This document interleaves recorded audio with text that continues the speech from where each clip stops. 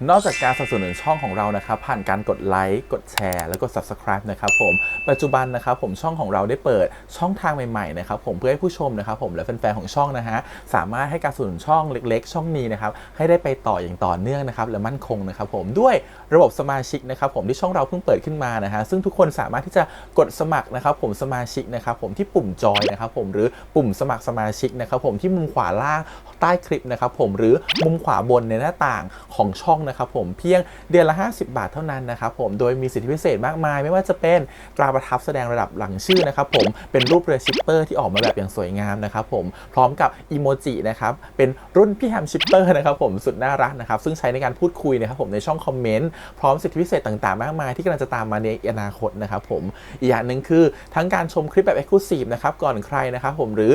โอกาสที่จะได้ทำกิจกรรมต่างๆร่วมกันในอนาคตนะครับผมก็สำหรับสมาชิกเท่านั้นนะครับผมที่เก็บสิทธิ์นี้เอาไว้ให้กับทุกๆท่านนะครับแต่หากระบบสมาชิกยังไม่หนำใจนะครับผมเรายังมีช่องทางอื่นให้สนับสนุนกันนะครับผมไม่ว่าจะเป็นระบบซุปเปอร์แตงนะครับผมซึ่งหากผู้ชมเนี่ยเจอสัญลักษณ์นะครับรูปหัวใจนะครับผมที่มีดอลลาร์ไซน์นะครับผมหรือสัญลักษณ์รูปเงินดอลลาร์อยู่เนี่ยข้างใต้คลิปใดคลิปหนึ่งเนี่ยสามารถที่จะคลิกนะครับผมเพื่อโดเนทนะครับผมแทนคำขอบคุณนะฮะเพื่อเป็นการสนับสนุนช่องได้นะครับหรือจะเป็นการโดเนทนะครับผ่านบัญชีธนาคารนะครับผมซึ่งได้ใส่รายละเอียดเอาไว้แล้วนะครับข้างใต้คลิปนี้นะครับผมเอาไว้ที่คำบรรยายใต้คลิปนอกจากนั้นนะครับผมเรายังได้เปิด Line Open Chat นะครับซึ่งชื่อว่า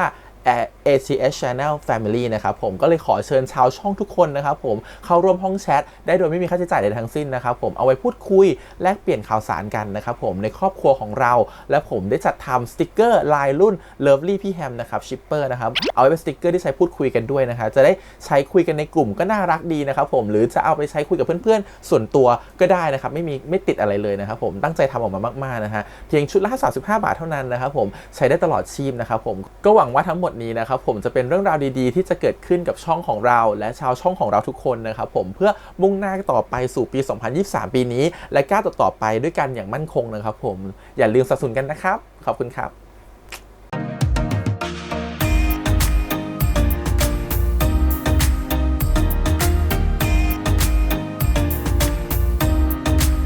สวัสดีครับยินดีต้อนรับสู่ช่อง ATS Channel นะครับกับพวกเอกครั้งการ reaction นะครับผมวันนี้กับพี่แฮมนะครับเป็นการ reaction ซีรีส์เรื่อง Moonlight Chicken นะฮะ EP ที่ 7 นะครับผมเหลือ2 ตอนสุดท้ายนะครับผมซีรีส์ใกล้จะจบแล้วนะครับผมตอนนี้กำลังเข้มข้นเลย EP ที่แล้วเนี่ยทิ้งท้ายไว้ตอนที่เหมือนกับลีมิงนะครับกับหายเขาจูบกันแล้วคุณลุงเข้ามาเห็นนะฮะลุงจิมเข้ามาเห็นนะครับผมจริงไม่ใช่คุณลุงคุณอานะครับผมคุณน้า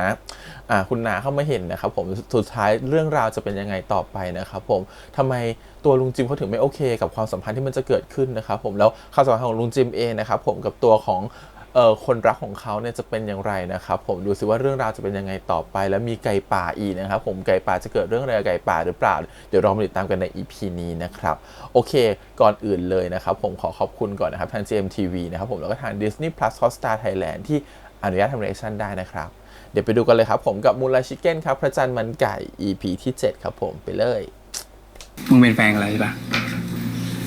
ยังอ่ะมึงนอนด้วยกันขนาดนี้ไม่เรียกแฟนให้เรียกอะไรเพื่อนไง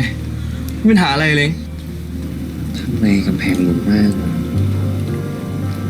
ส่งอะไรวะงั้นผมพอจะเป็นคนที่ใช่สำหรับลุงได้ปะลุงขอโทษนะไก่ป่าลุงเจอผู้หญิงคนนั้นหรือยังครับจะให้ผมเจอเขาในฐานะอะไรเพื่อจะได้ไม่ต้องอยู่กับความค้างคาใจแบบนี้เขาไม่ได้อยากเลิกกับคุณหรอกเพราะถ้าเขาอยากเลิกเขาคงทำไปนานแล้วผมขอชวนฮาร์ดไปเที่ยวที่บ้านผมได้ไหมครับ3 2 1 Happy New Year ยินดีว่าเที่ยวแล้วแบบนี้ขอให้เป็นปีที่ดีของทุกคนนะเล็กกว่าเดท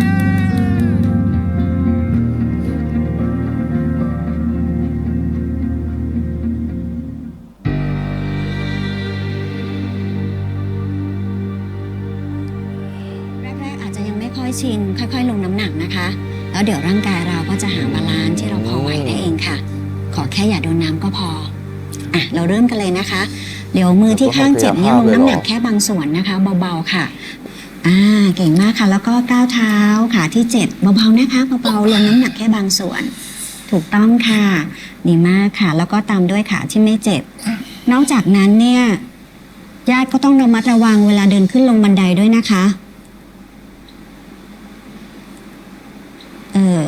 คุณคะ ไม่ได้ฟังจ้ะ คุณคะ ครับ น้องนันก็ไม่มีอะไรมากค่ะ แค่ระวังอย่าให้ติดเชื้อ แล้วเวลาที่เขาอาบน้ำเนี่ยก็ยกขาขึ้นก็ได้นะคะ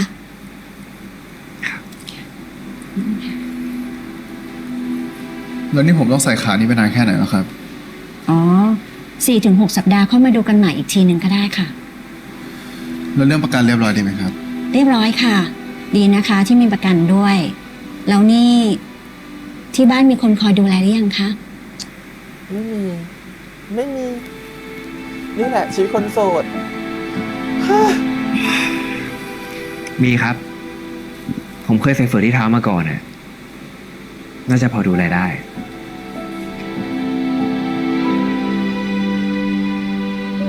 just 1.5 month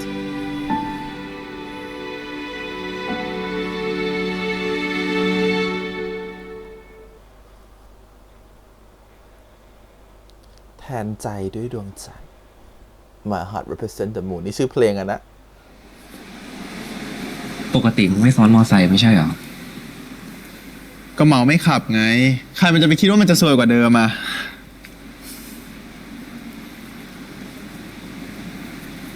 เหวิน หึ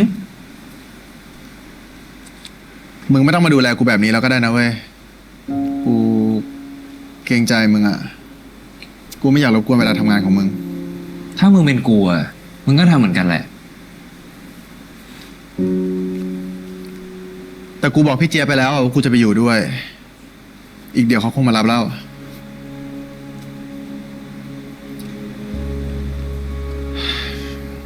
มึงไม่ต้องกลัวเว้ย กูเล่าเรื่องของเราให้เขาฟังไปแล้วอะ แล้วเขาว่าไงบ้างวะ เขาบอกว่าเขาพอจะเดาได้อยู่แล้ว ก็มึงเล่นไม่ค่อยไปกินข้าวที่บ้านขนาดนั้นอะ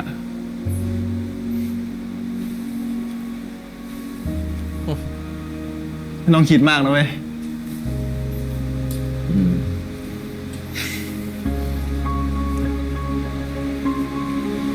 นี่แหละคนโสดอะเวลาเป็นอะไรขึ้นมาทีนะ เหนื่อย ช่วงนี้กูกลับไปอยู่ที่คอนโด ญา แล้ว ติ เว้ย นอนนี่ปวดหัวเลย ถ้าเกิดมึงอยากได้อะไรมึงก็บอกกู เดี๋ยวกูเอาไปให้ ขอบคุณนะ ไง สวัสดีครับพี่เจี๊ยบ ครับอ้าวเป็นไงบ้าง พี่ ไม่เจอนานเลย ขอบคุณนะที่มาช่วยดูแลหลายวันเลยอ่ะว่างๆไว้ไปทานข้าวบ้านพี่ได้นะหลานๆนะถามถึง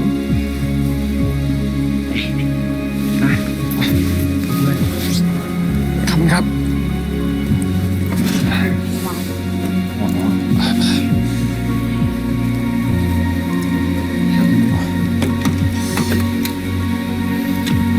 กูนะ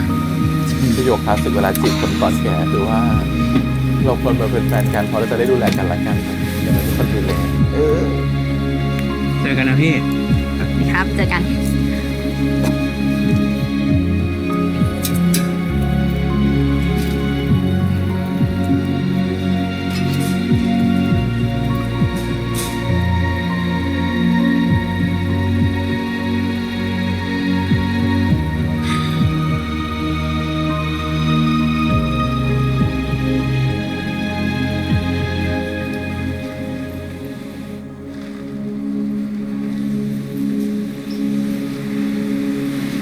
เสร็จแล้วเหรอ เห็นเขาบอกว่าเขาจะไปกับพี่สะพายเขาลุงแล้วคุณโอเคไหมเนี่ย ไม่คิดว่าจะได้เจอพี่เขาอะดิทำตัวไม่ค่อยถูกนิดหน่อย แต่ก็คงโอเคแหละ หิวยังอะไปหาอะไรกินกันไหม เอาดีลุง อยากกินอะไร ส้มตำนะลุง ส้มตำผมมีอยู่ร้านหนึ่งอะเด็ดมากจะพาไปกิน แนวไหนอะลุง แถวชายหาด อันนี้แบบไม่ใช่จิบอันนี้แบบเป็นปื๊ด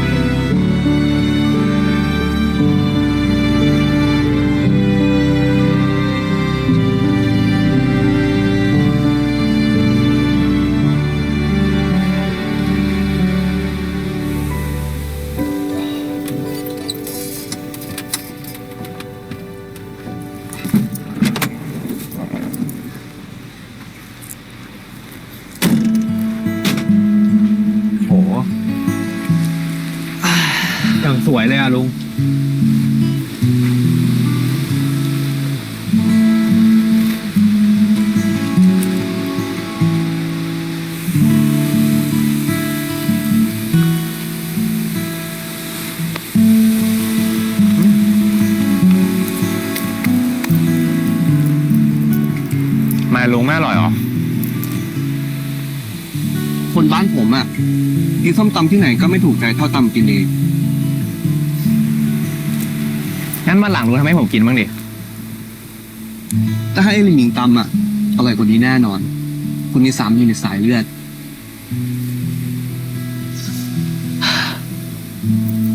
ตั้งแต่ผมย้ายมาอยู่ที่เนี่ย ผมก็ไม่เคยมานั่งกินริมชายหาดเป็นเรื่องเป็นราวแบบนี้เลย งั้นผมจะถือว่า วันนี้เป็นเดทแรกของเราแล้วกันนะลุง เป็นกินเป็นเรื่องเป็นราวแล้วรู้จักร้านนี้ได้ยังไง ก็แล้วแต่คุณจะเรียกเลย อะไรกันลุง ของแบบนี้มันต้องอากีร่วมกันดิ ถ้าเกิดวันข้างหน้าเนี่ย เรานับวันครบรอบที่เราคบกันเนี่ย ลุงจะได้จำได้ไงว่าเดทแรกอะเรากินอะไร ไม่เห็นสำคัญเลยอะนับไปก็เท่านั้น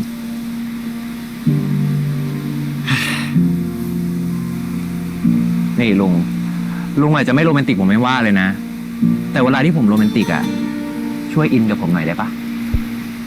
โอ้ยประโยคนี้โดนอ่ะ ชอบ ลุง ตอนนี้ผมเคลียร์ตัวเองหมดแล้วนะ หรือว่า ลุงยังไม่ไว้ใจผมเหรอ เธอไม่โรแมนติกฉันไม่ว่า แต่ถ้าฉันโรแมนติกเธอช่วยอินหน่อย ไม่ใช่ผมไม่ไว้ใจคุณนะ แต่ผมไม่มั่นใจตัวเองมากกว่า ผมอายุเท่านี้แล้วคุณ ผมไม่ง่ายหรอก มีเรื่องให้คิดเยอะ คิดเยอะไปหมด Keep calm and eat chicken ลุง ถ้าลุงกินอ่ะ แปลว่าลุงยอมเปิดใจให้ผม แต่ถ้าลุงไม่กินเนี่ย ผมจะหายไปจากชีวิตของลุงแล้ว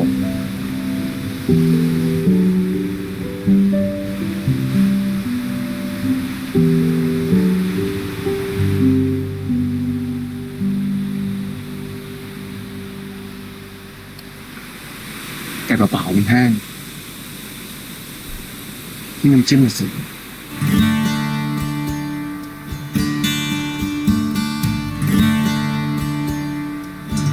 ไม่แห้งแล้ว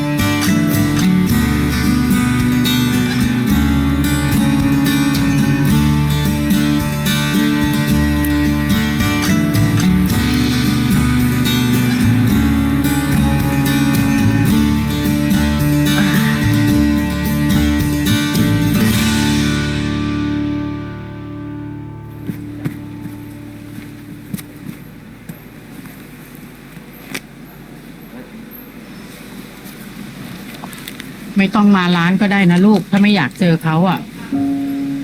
เจอได้สบายมาก อืม เดี๋ยวก็มีคนใหม่เข้ามาเองแหละ เชื่อแม่ดี อารันเนี่ยต้องมาแล้วแหละอารันต้องมาซื้อไก่แล้วแหละ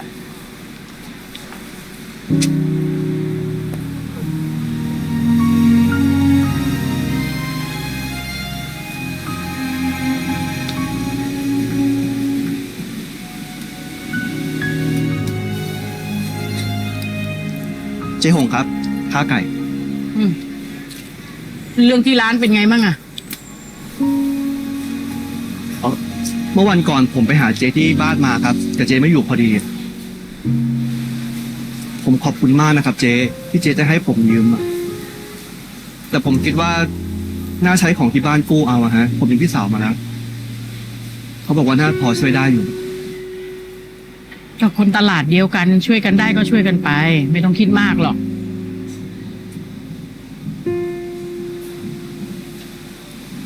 แล้วก็พรุ่งนี้เอาไก่6 ตัวพอนะครับ เพราะว่าที่ร้านยังพอมีอยู่ ไก่ปลา สามารถ จดออเดอร์ลุงให้แม่หน่อย อ๋อ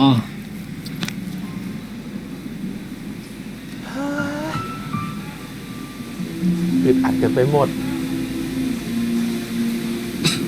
ไก่ปลาเขายัง เรียบร้อยลูก อืม เอาแกงให้ลุงไปด้วยดิลูก อ๋อ เอาขนมจีนไปด้วยนะ ไม่เป็นไรเจ๊ผมกินมาแล้ว เอาไปให้เด็กที่ร้านก็ได้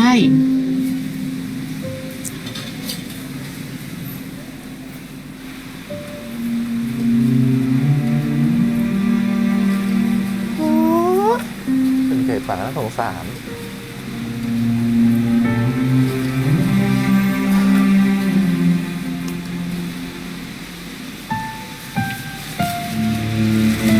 นี่ลูกมากนะแกครับขอบคุณมากนะครับเจ๊งั้นเดี๋ยวผมไปก่อนครับ จ้ะ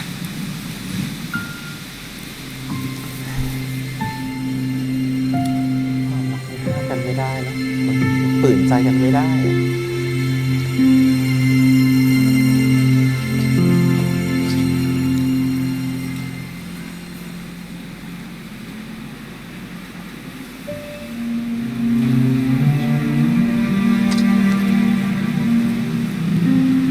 ไหวไหมลูก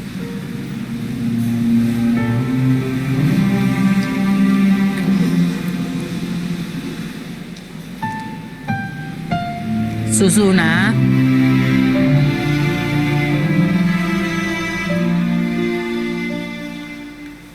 ลุงจิม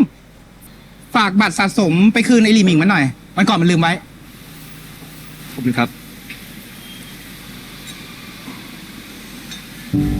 พี่ครับชานมไข่มุกแก้วนะครับ โอเค เฮ้ย เอา2 แก้วดีกว่า กลับมาย้อนคิดอีกแล้ว เฮ้ยอีพิงผมไม่กิน ก็ไม่ได้จะสั่งให้ลงเข้ามา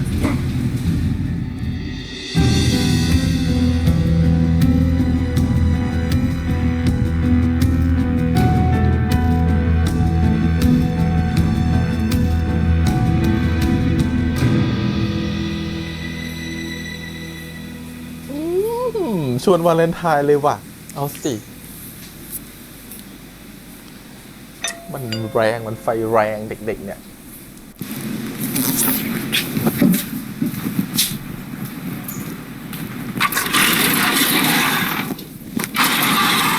แม่ มีหมิง ไงลูกเอาหน่อยนะ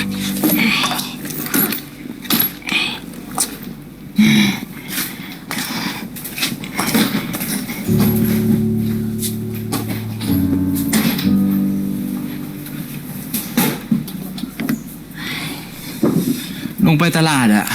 เดี๋ยวก็คงมา เป็นไงบ้างลูก นี่อ้วนขึ้นบ้างหรือเปล่าเนี่ยเราอ่ะหึ ไม่รู้อะเท่าเดิมมั้ง แม่อะไม่บอกก่อนเลยว่าจะมา หืมพอดีแม่มาทำธุระกับอาโต้งเขา อาโต้งอะ อาโต้งหลี่หมิงจำได้ไหมลูก คนที่ตอนเด็กๆพาหลี่หมิงไปตกปลา ทำไม่ได้อะ คือช่วงเนี้ย แม่ทำธุรกิจกับอาโต้งเขา ก็เลยเจอเขาบ่อยๆ ก็เลยสนิทกัน ก็คือเป็นแฟนใหม่แม่อะ นั่นแหละ ใช่แหละค่ะ เขาก็ดีนะลูก เนี่ยช่วยดูแลแม่หลายอย่างเลยล่ะ คือเมียเขาเสียไปหลายปีแล้ว เขาก็พูดเรื่องแต่งงานอยู่นะ แต่แม่ก็บอกว่าไม่เอาหรอก แก่แล้วแต่งเลิกอายเขา สุดท้ายแม่ก็แต่งกับเขาอยู่ดีใช่ปะ คุณลูกชายลูก แล้วลูกว่าไงอ่ะ ถ้าแม่อยากให้ผมโอเค ก็บอกมา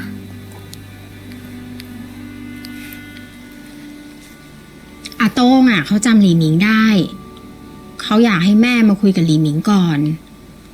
จริงๆ แม่ก็แก่แล้ว แม่ไม่ได้อยากแต่งงานหรอก แต่ว่าอาโต้งเนี่ย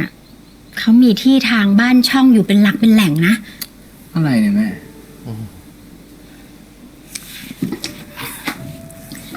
แม่ก็อยากอยู่กับลูกไง ตอนนี้แม่สบายขึ้นแล้วน่ะ อีกหน่อยเราก็จะจบม.6 แล้ว เผื่อว่าอยากจะกลับไปอยู่ด้วยกัน นี่ นะอาโต้งเนี่ยเขารู้จักกับผอ.ที่วิทยาลัยโน่นถ้าเกิดว่าลูกเนี่ยสนใจอยากจะเรียนเขาฝากฝังให้ได้เลยนะ ผมไม่ได้บอกเลยว่าจะเรียน ยังไม่ได้บอกด้วยว่าจะกลับ แล้วนี่เป็นไรมากวะเนี่ย คิดแทนผมกันหมดทุกคนน่ะ ยังไม่ถามผมสักคำเลย แล้วมีทางเลือกแล้วมันไม่ดียังไงอะ ดีแม่ แล้วจะให้ผมดีใจเรื่องไหนก่อนดีอะเรื่องแม่เลิกกับลุงสิทธิ์ เรื่องแม่มีแฟนใหม่ หรือเรื่องแม่รวยแล้วสบายแล้ว จะพาผมไปอยู่ด้วย โอ๊ยมาประชดแม่ทำไมเนี่ย มาเหนื่อยๆก็ไม่ได้อยากทะเลาะด้วย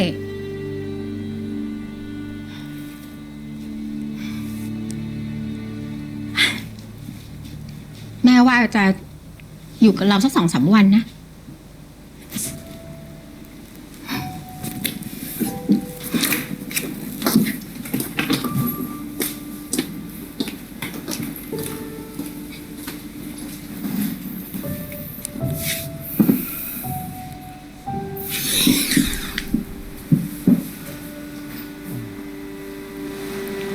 หาแน่นอน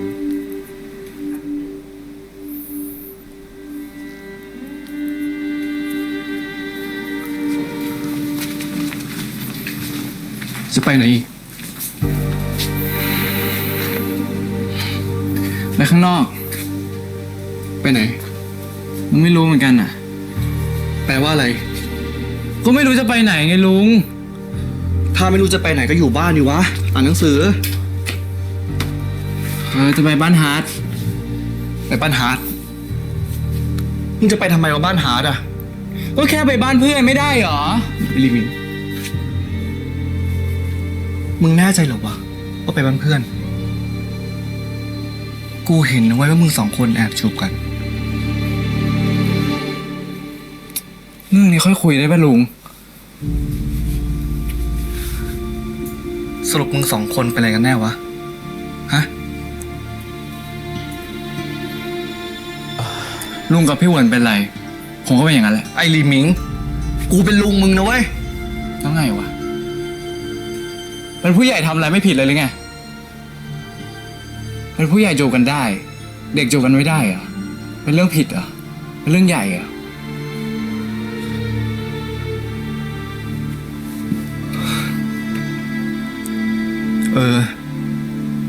แค่เกิดมาจนมึงยังลำบากไม่พอใช่ไหมวะ ยังเสือกจะเป็นเกย์อีก แล้วไงแพ็กหนาวะ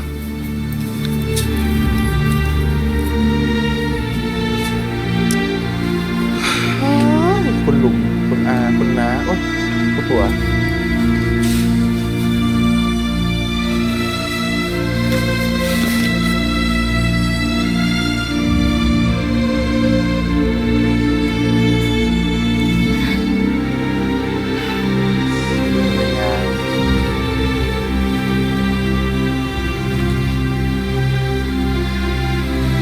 ผมก็เพิ่งรู้เมื่อตอนปีใหม่ที่ผ่านมาแหละเจ้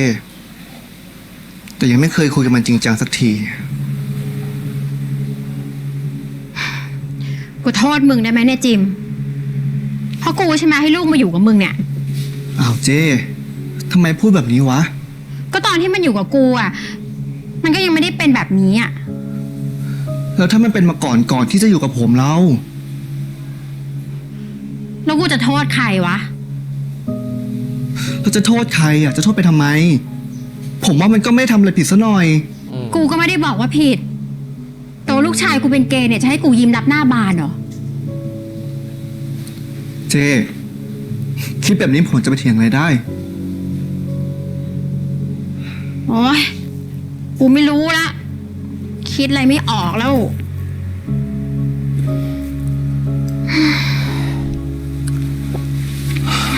แล้วนี่เจ้มาทำอะไรอ่ะ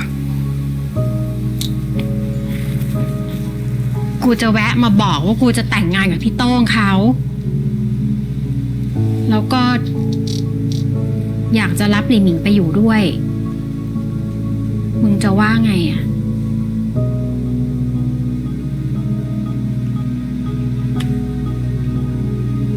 ผ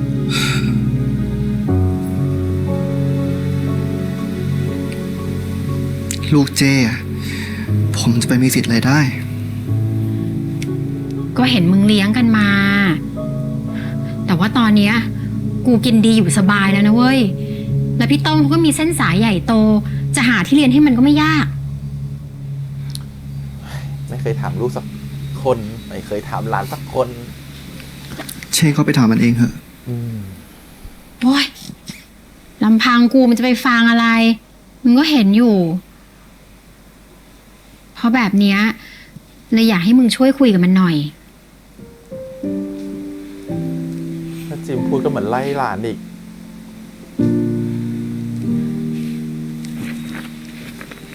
จิม มึงช่วยกูหน่อยนะ คือเนี่ยเป็นโฉนดห้องเช่าในเมืองของพี่โต้งเขา กูก็คุยเคลียร์มาให้หมดแล้วอะมึงไม่ต้องทำสัญญาเลยนะ เจ้อย่าทำแบบนี้สิวะ จิม กูรู้นะเว้ยว่ากูไม่ได้เป็นแม่ที่ดีอะแต่ว่ากูก็พยายามอยู่ มึงช่วยกูหน่อยเถอะ เอาโฉนดมาแลกเปลี่ยนอีก กูอยากทำหน้าที่แม่บ้าง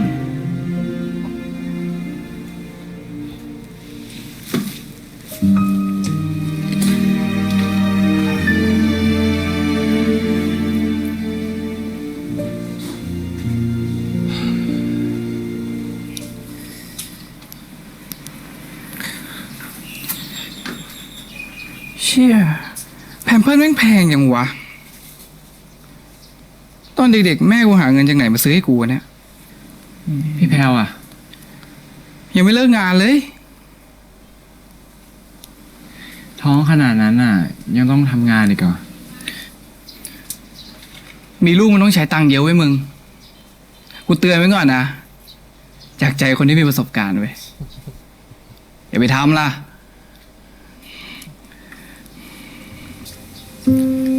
ถามจริงพี่เล็งตอนนั้นน่ะ คิดจะทำ ทำแท้งใช่ปะก็มีแวบๆอ่ะ แล้วไงต่อ กลัว กลัวอะไรวะ ถ้ามีเลี้ยงไม่ได้แม่งน่ากลัวกว่าเยอะมึงพอดีตายายแพ้วอยากได้หลานด้วย กูก็เลย ก็ได้ เขาบอกเดี๋ยวเขาส่งเองอ่ะ แต่ถ้าทางเรื่องของมึงไม่เบาเนี่ยไหวเปล่า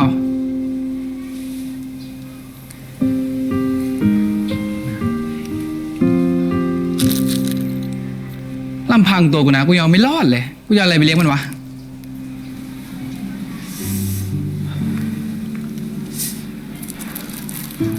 แต่กูก็สงสัยนะ พ่อแม่เลี้ยงกูมาได้ยังไงวะ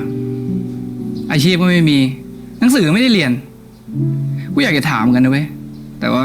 พ่อแม่กูตายหมดแหละ แล้วถ้าเกิดตอนเนี้ยพ่อแม่พี่ยังอยู่อะยังอยากไปอยู่กับเขาปะ คงไม่มั้ง กูว่าชีวิตใครชีวิตมันวะ ยังไงพ่อแม่ก็อยู่กับเราไม่ได้ตลอดอยู่แล้วนะ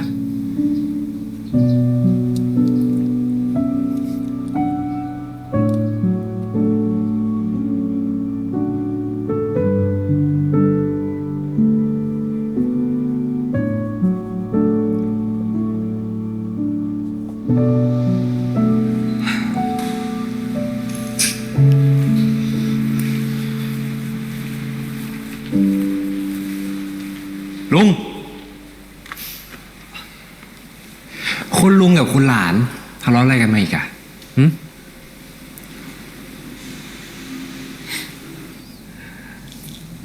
จริง ๆ แล้วผมก็อดโทษตัวเองไม่ได้นะลิมิงอาจจะไม่เป็นเกย์ก็ได้ถ้าไม่มาอยู่กับผมอะ เดี๋ยวลุง แล้วทำไมไอ้ซาเล้งไม่เป็นอ่ะ ไอ้ซาเล้งมันก็เป็นผู้ชายไม่ใช่เหรอ มันอยู่กับลุงมาตั้งนานเนี่ยนี่ผมว่ามันไม่เกี่ยวหรอก ต่อให้เขาอยู่กับแม่เนี่ย ถ้าเขาจะเป็นนะเขาก็เป็นอยู่ดีนั่นแหละ อีกอย่างนะลุง เดี๋ยวนี้มันปีไหนแล้ว ไม่มีใครเขาหาเหตุผลของการเป็นเกย์เล่าดูอย่างผมดิไม่มีเพื่อนเป็นสักคนยังเป็นเลย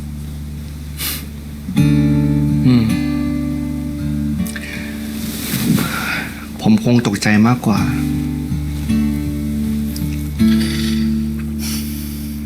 ลุงเคยได้ยินคำนี้ปะที่เขาบอกว่าคนเราเนี่ย ยอมรับได้หมดเลย ไม่ว่าใครจะเป็นทอมเป็นเกย์เป็นดี้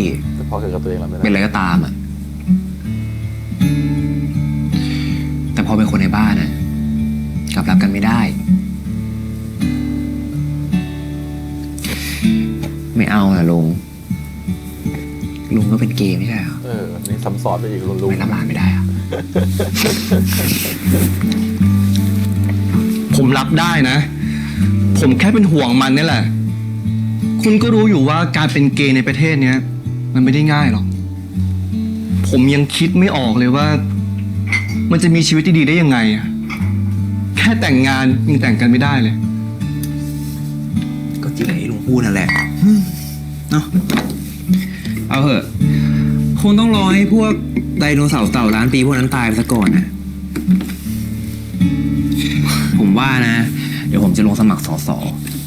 ถ้าผมได้ขึ้นมานะผมจะเสนอร่างกฎหมายใหม่ไปเลย เขาก็ยังจะแฝงแมสเซจอะไรพวกนี้เข้ามานะ ไม่มีลืมเรื่องผมแล้วกัน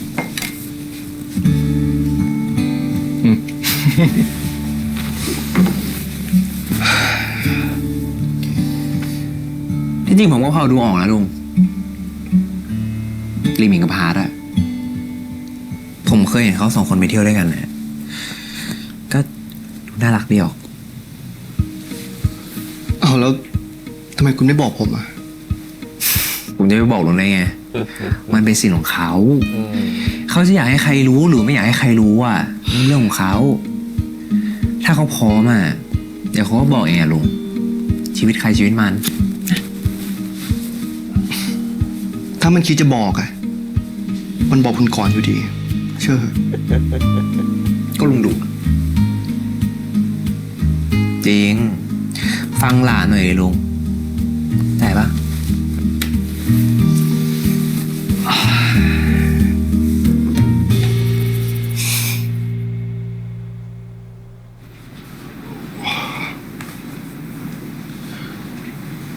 มาถอดเสื้อยั่วๆแบบเนี้ย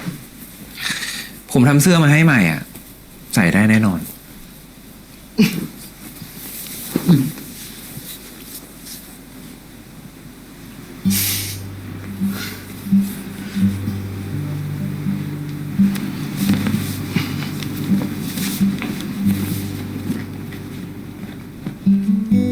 ลุง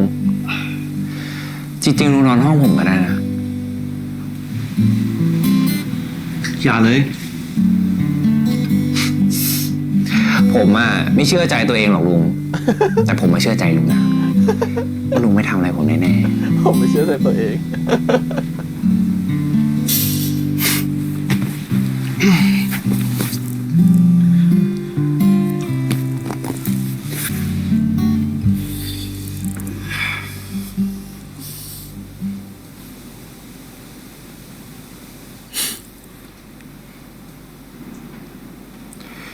ลุง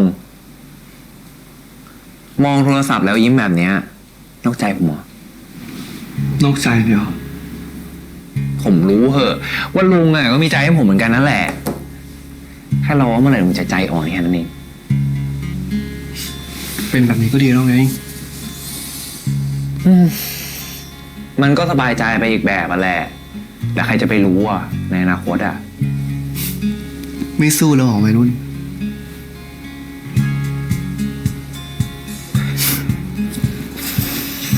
ไม่รู้ดิลุงไม่เคยจีบใครนานขนาดนี้เหมือนกันนั่นแหละมันก็น่าถ้าผมเหนื่อยนะ ผมก็อาจจะหายไปเลยก็ได้ ถึงวันนั้นน่ะ ลุงจะมาง้อผมอ่ะง้อไม่ได้นะ เดี๋ยวนี้มีขู่ด้วยเหรอจิโมกเนี่ย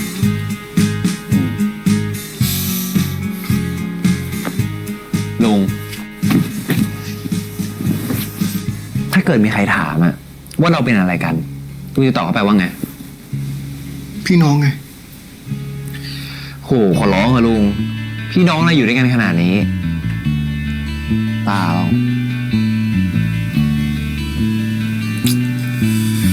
คุยกับลุงแล้วน้องเรา เดี๋ยวก่อนสิ อะไรอ่ะ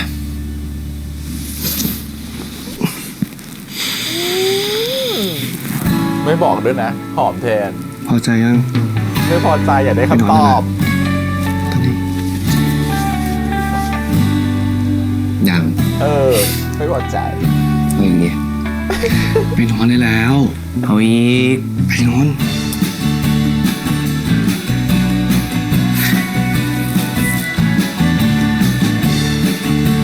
ไปนอนได้แล้ว ฝันดีลุงมาละ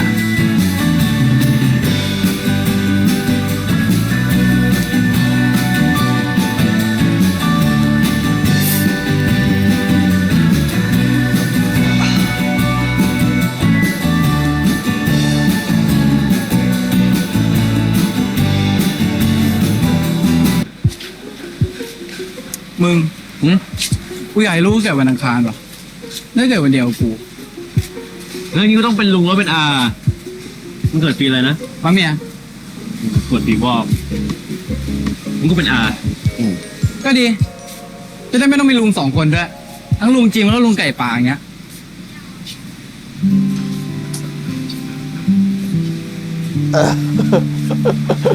เฮ้ยมึง ขอโทษ กูลืม มึงแผลสดนี่หว่า คนดีอย่างมึงอะแต่ก็มีคนมาชอบ แต่กูไม่ได้อยากเป็นคนดีไงกูอยากเป็นคนมีแฟน โอ้ย เพราะความดีกับความรักมันคนละเรื่องยังไงมึง กูก็รู้ไงมึง กูดีจะตายห่าอยู่แล้วเนี่ยแม่งไม่เอากูเลยแม่งเศร้าอ่ะ ลุงเขาไม่เอาอ่ะ มึงให้คนอื่นเอาดิ เห็นผักล่ำๆตั้งเยอะ มึงเลือกเลย โอ้ยสัตว์โทษครับโทษมึงคนตีนกูเหรอ เอาจริงๆ พอมึงเส้นขนาดเนี้ย เดี๋ยวมีคนมาชอบเยอะกู เหรอทำเส้นใหญ่เหรอ ได้ ตอนแรกอ่ะกูจะเอาให้ลูกมึงด้วยกูเปลี่ยนใจแล้วกูไม่ให้แล้ว เฮ้ย เฮ้ย มึงกวนตีนกู คุณอาไก่ป่าครับ มึงกวนตีน หลานมึงนะเว้ย เก็บ เฮ้ย ขอเถอะ ให้หลานเถอะ มึงจะดึงเหรออย่าไปบอกแม่ เฮ้ย หลานมึงนะเว้ย คิดดูก่อนแล้วกัน คุณอา อะไรวะเนี่ย ไหนวะ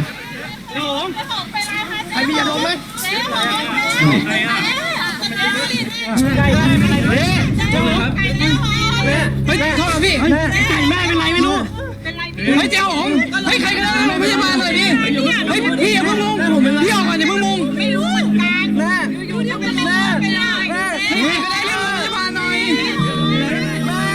ใครก็ได้เรียกโรงพยาบาลหน่อยเรียกโรงพยาบาลหน่อยพี่แม่เรียกโรงพยาบาลหน่อยพี่เดี๋ยวผมอย่าเพิ่งมุงพี่อย่าเพิ่งมุง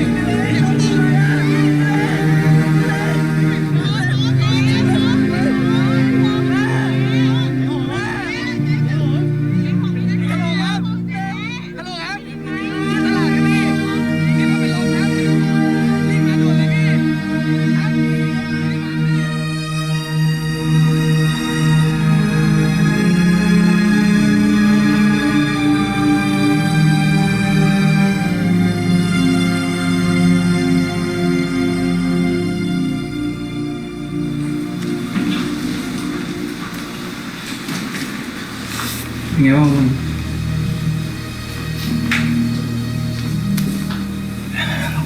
เป็นไงบ้างแกปะ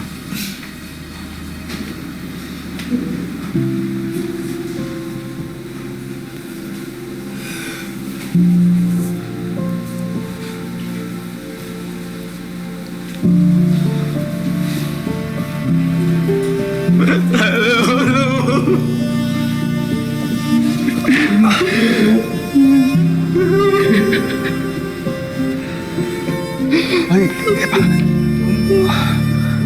จากอะไรเดี๋ยวแม่ร่ำลาอะไรกันเลยเนาะ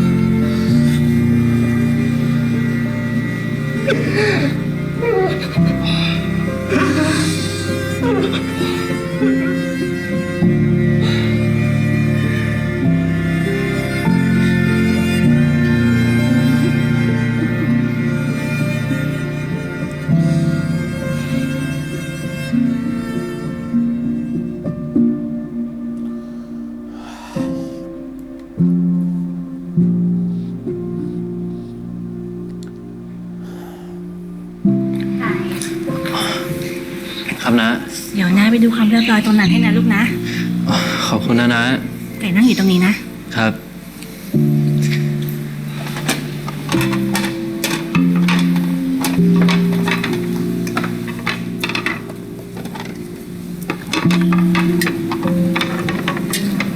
พี่เล้ง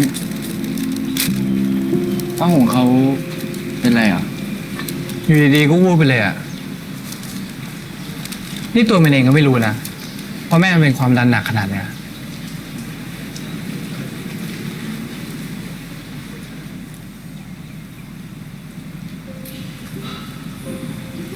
งั้นมึงก็ไปอยู่เป็นเพื่อนเขาไปก่อนนะ ได้ลุง พ่อแม่เราเนี่ยไม่ค่อยยอมพูดอะไรหรอก ผมว่า อะไรอ่ะ ลุงไปอยู่เป็นเพื่อนเขาก่อนนะงั้นผมฝากตรงนี้ด้วยนะ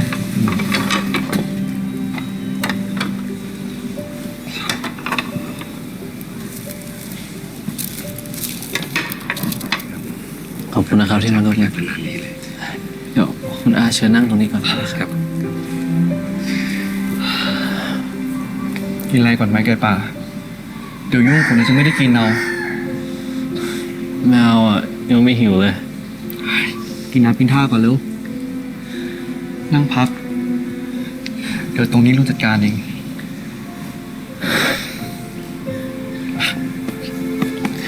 ขอบคุณนะลุง ความรักยังไม่ได้ฮิวเลยอ่ะ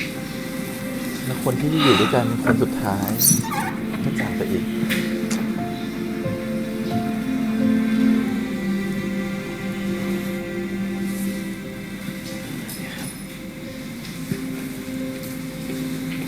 ไก่ปลามีคนมาหาไก่จ้ะ อ๋อ ได้ครับนะ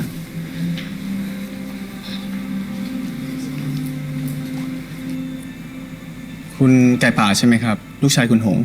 ประกันมาให้เหรอคะ ครับ ผมอรันนะครับ ผมมาจากกรุงเทพไทยธนาคารครับ พอดีว่าผมเป็นคนดูแลบัญชีให้กับคุณหงนะครับ ครับ โอเค ยังไงผมเสียใจด้วยนะครับ แล้วก็ ขอโทษที่เข้ามาสภาพนี้นะครับ อ๋อ ไม่เป็นไรเลยครับ แค่เข้ามาหาผมก็ขอบคุณมากๆเลยนะครับ อันนี้ซองครับ ขอบคุณครับ มาใน ยังไง ดูแลลูกค้า ถ้าหลังจากเสร็จงานตรงนี้แล้ว ผมขอรบกวนเวลาคุณไก่ป่าสักนิดนึงนะครับ เพราะว่าพอดีว่าคุณแม่ของคุณไก่ป่าเนี่ยเขาทำกรมธรรม์ไว้เยอะครับ ผมอาจจะต้องขอเอกสารบางส่วนเพิ่มเติมครับ ได้ครับ งั้นเอาไว้หลังจากที่ ผมเสร็จงานแล้วเดี๋ยวผมแวะเข้าไปหานะครับ ได้ครับ ครับ ยังไงผมรบกวนได้นะครับ ครับ ได้ครับ เสียใจด้วยนะครับ ครับ ขอบคุณมากๆนะครับที่มายังไงก็ตามสบายนะครับ ครับผม โลกเหวี่ยงคนที่ดีไหมเธอแล้วล่ะ ขอบคุณครับ ไก่ป่าเจ้าของตลาดกับนายธนาคารก็โอเคอยู่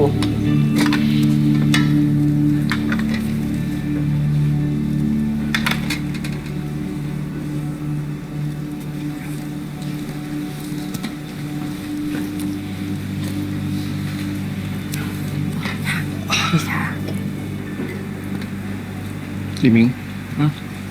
ช่วยมาเสิร์ฟน้ำหน่อยป่ะ นี่ เพื่อนสนิทแม่นะ โอ้ย รู้จักกัน คุณแม่ให้มาสามมือ ตั้งแต่เด็กๆ แล้ว น่าเศร้าเนอะ นั่นเพื่อนกันนี่ พ่อก็เรียนด้วย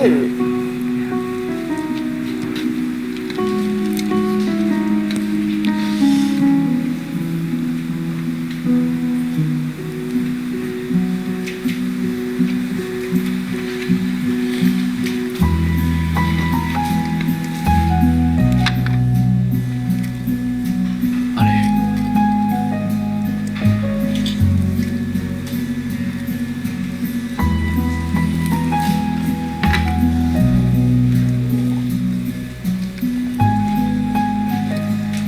มีทุกข์ยังมีสุข น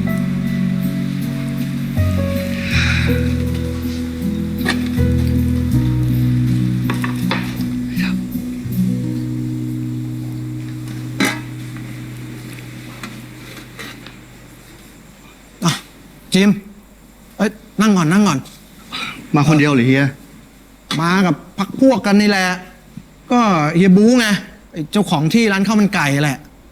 นี่ไอ้เรื่องที่ร้านอ่ะยังไงก็รีบตัดสินใจหน่อยนะเพราะว่าทางนู้นอ่ะเขาจะมาขอซื้อสัญญาแล้วเดี๋ยวมันไม่ทันผมกำลังยื่นเรื่องที่แบงก์อยู่เฮียหรือว่าจะลองหาที่เช่าใหม่ดูเฮียจะได้ช่วยไม่เอาหรอกเฮียบอกว่าที่อื่นมันก็คงไม่ได้ราคาเท่าเดิมแล้วนะอันนี้ต้องทำใจไม่เอาหรอกเฮียโอ้จิมเอ้ยจะไปยึดติดนักหนาอะไรกับไอ้ที่เดิมวะร้านใหม่เนี่ยเผลอๆมีทำเลใหม่แล้วก็น่าจะขายได้ดีกว่าเดิมด้วยนะ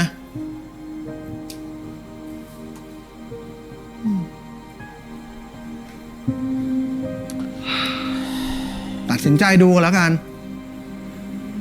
งั้นผมขอคิดดูก่อนนะเฮียเดี๋ยวไว้จบงานนี้เมื่อไหร่เนี่ยผมรีบโทรหาเฮียเลยนะก็ได้รีบๆนะ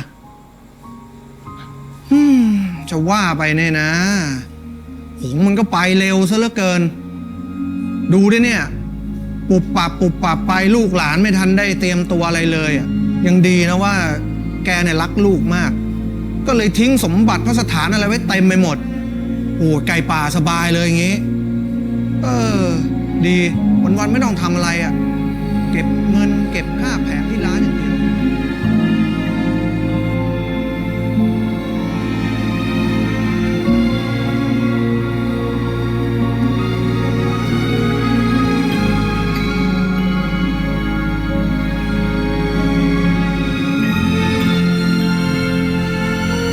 ร้านเป็นความทรงจำเนาะ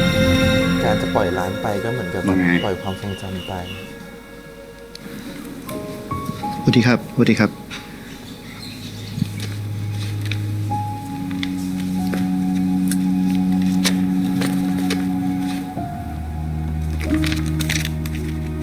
บัญชีมันมีแค่2 เล่มนี้ใช่ไหมจริงๆผมมีหลายเล่มครับแต่ผมใช้แค่2 เล่มนี้เดี๋ยวจะมีทนายไปคุยด้วยนะแต่จริงๆทุกอย่างมันก็ใช่บีอยู่แล้วนี่แต่ธนาคารเกียรติสยามเป็นบัญชีที่เราเก็บมาด้วยกันนะครับมีเงินผมแล้วก็มีเงินร้านอยู่ในนี้ด้วยแต่มันก็มีแต่ชื่อบีทั้งนั้นนี่ทำไมทำแบบนี้ล่ะครับพ่อสมรสถึงสำคัญทุกอย่างเราสร้างมาด้วยกันนะครับคุณจะพูดอะไรก็พูดได้หลักฐานอะไรมันก็ไม่มี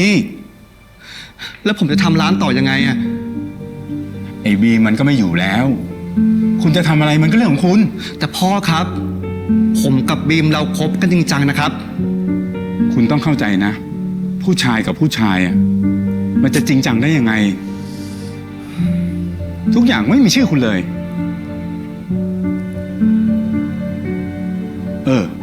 แล้วรถล่ะชื่อใครชื่อผมคนเดียว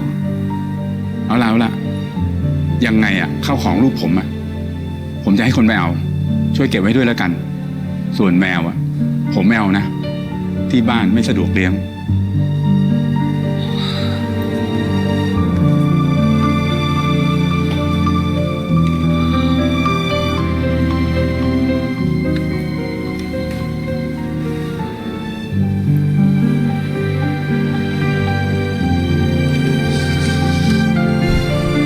ทิ้งอะไรไว้ให้ได้เยอะแยะเลยแต่ไอ้คนทิ้งอะไรให้ไม่ได้เลยจิมไอ้จิมเฮ้ย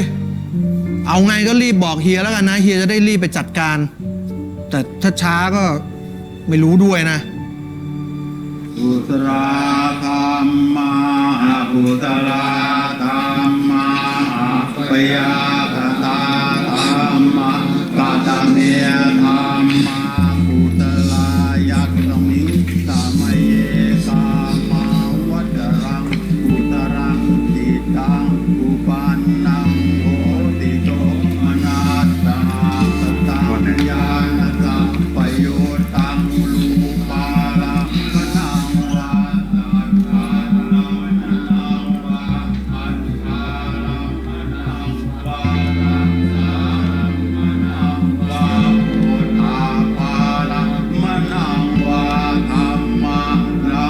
นังวายังวะปานาตัสมิงพันโตโหติยวิเทโมโหติเยวาปานาตัสมิงสัมเยอันเยปิอันโตยังปนา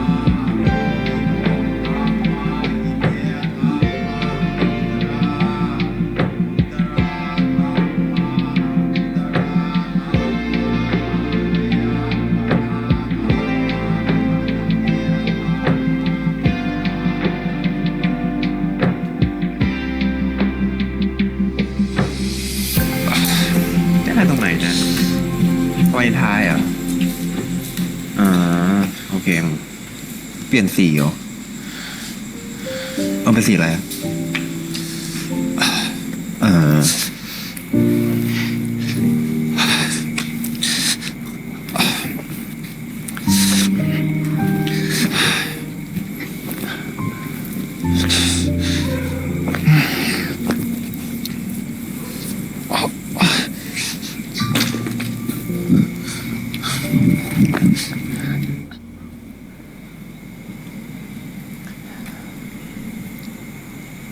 ขอคุยกันนะเดี๋ยวเราต้องคุยกันนิดนึงแหละ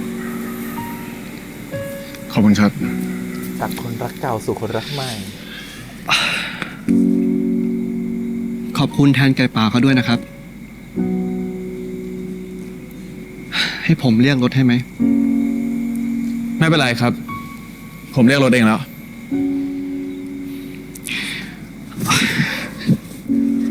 งั้นผมยืนรอเพื่อนฮะ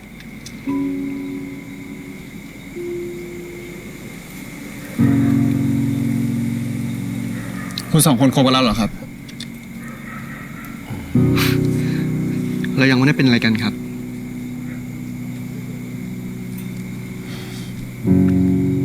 แต่ถ้าไม่มีคุณสักคนอ่ะ ผมกับเขาคงไม่เลิกกันแบบนี้ครับ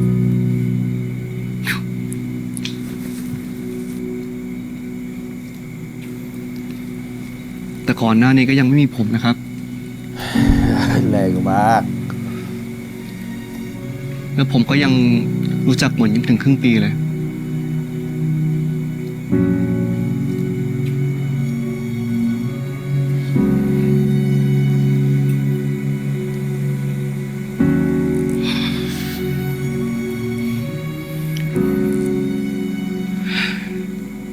แต่ยังไงผมก็ขอโทษคุณด้วยนะครับ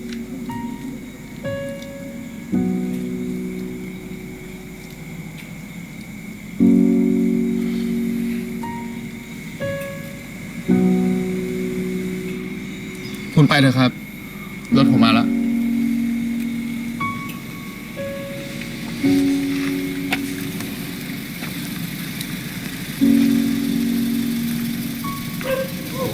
เรียกรถใช่ไหมครับ ใช่ครับ โอเคครับไปได้เลยครับ ขอบคุณครับ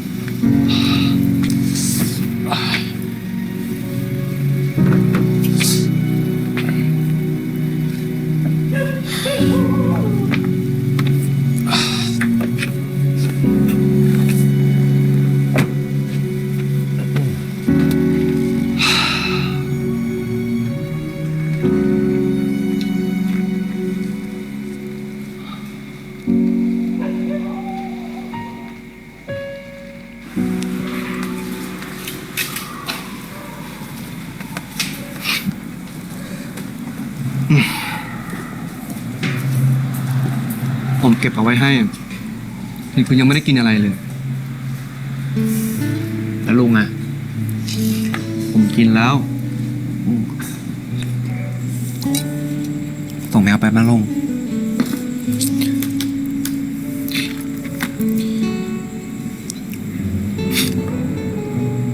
ปกติเห็นแต่ work from home อันนี้ work from วัด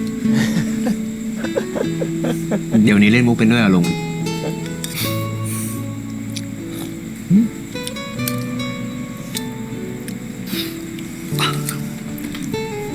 เมื่อกี้ผมเจอคุณนรันเขาด้วย เขาบอกกับผมว่าถ้าผมไม่เข้าไปยุ่ง เรื่องคุณกับเขาก็คงไม่จบแบบเนี้ย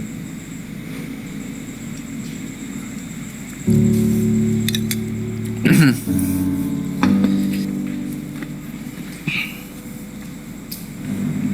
ลุง ต่อให้ผมไม่เจอลุงอ่ะ ผมก็เลิกกับเขาอยู่ดี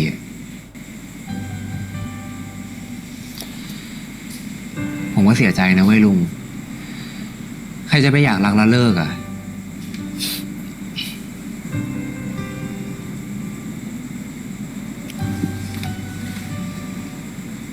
แล้วคุณยังรักเขาอยู่ไหม ก็ไม่รู้ว่าเรียกว่ารักได้หรือเปล่า แต่ว่ามันก็ยังมีความผูกพันอยู่อะลุง แต่ถ้าคบกันไปแล้วมันไม่มีความสุขอะหรือแค่ความปรารถนาดีต่อกันเนี่ยผมว่าเป็นแบบนี้ดีกว่า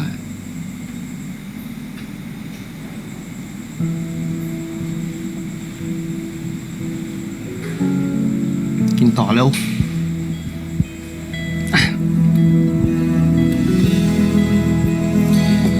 กินเยอะ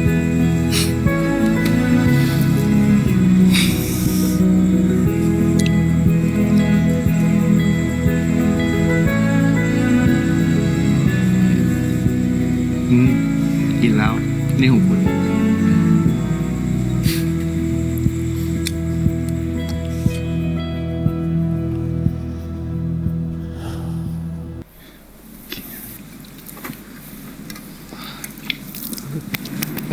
จุดวาเลนไทน์ซะด้วยนะ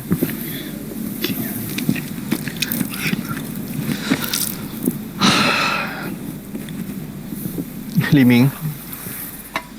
มึงได้คุยกับแม่เขายังวะ เรื่องที่กลับไปอยู่สกลนะ เรื่องนั้นไม่คุยนะลุง คุยกันดีๆ มึงไม่อยากกลับไปอยู่กับแม่เขาเหรอ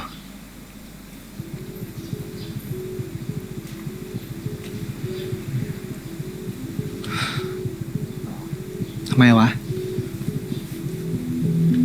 ไม่อยากกลับไปเหรอ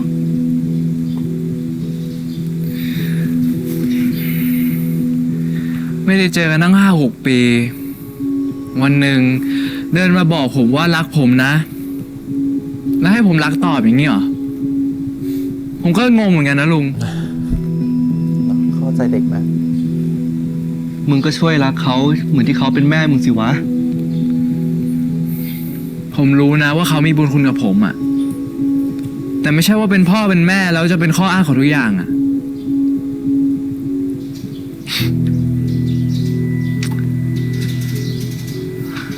แต่กูว่าแม่มึงก็รักมึงเหมือนกันนะเว้ย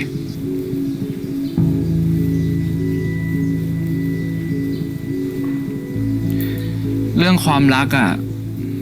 มันบังคับไม่ได้ป่ะลุง แค่พอเขาทำให้ผมเกิดมา ผมก็เลยต้องรักเขาตอบเลยใช่ป่ะ ถ้าถามว่าผมรักลุงไหม ผมตอบง่ายกว่าอีก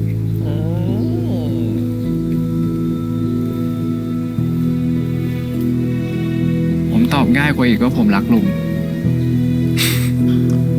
อ้อนอยู่กับลุงแล้วเนี่ยอ้อนอยู่กับลุงแล้วเนี่ย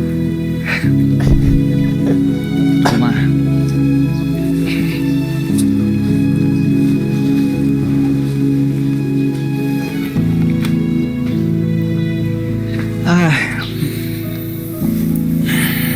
อ่ะ โอ้เป็นนั่นแต่นั่นหลั กินด้วยกันนี่แหละ จะได้ลองรสชาติความเป็นผู้ใหญ่ไง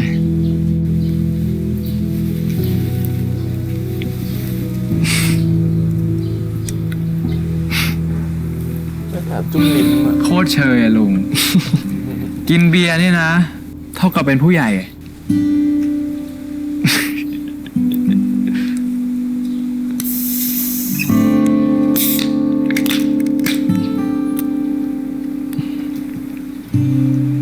ดีกว่าเป็นหนี้อ่ะลูก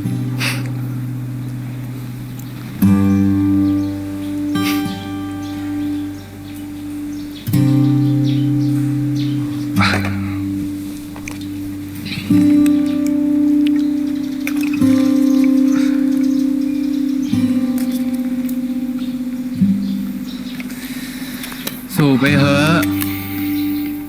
เนี่ยบอกนะว่ากลัวผมจะเรียนแบบอะ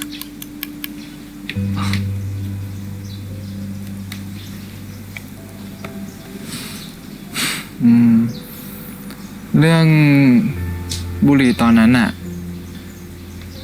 ผมขอโทษนะลุง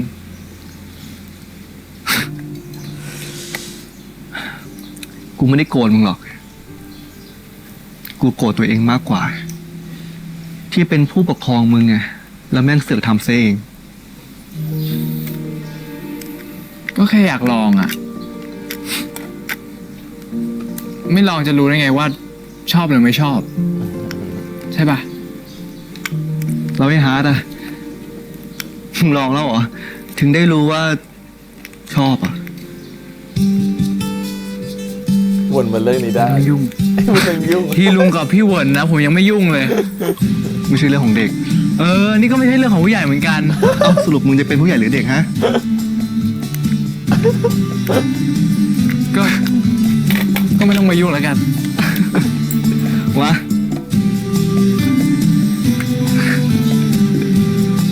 เดี๋ยวพอจะเล่าให้มาเล่าเองไม่ต้องยุ่ง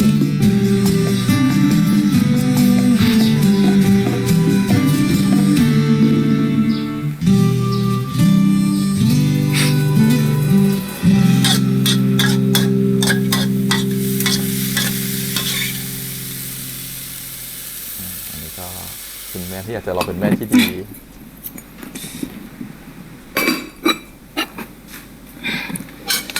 แม่ แม่รักอาโต้งเขาจริง ๆ ใช่ไหม รักเขาจริง ๆ สิ ไม่รักจะแต่งงานทำไมอ่ะ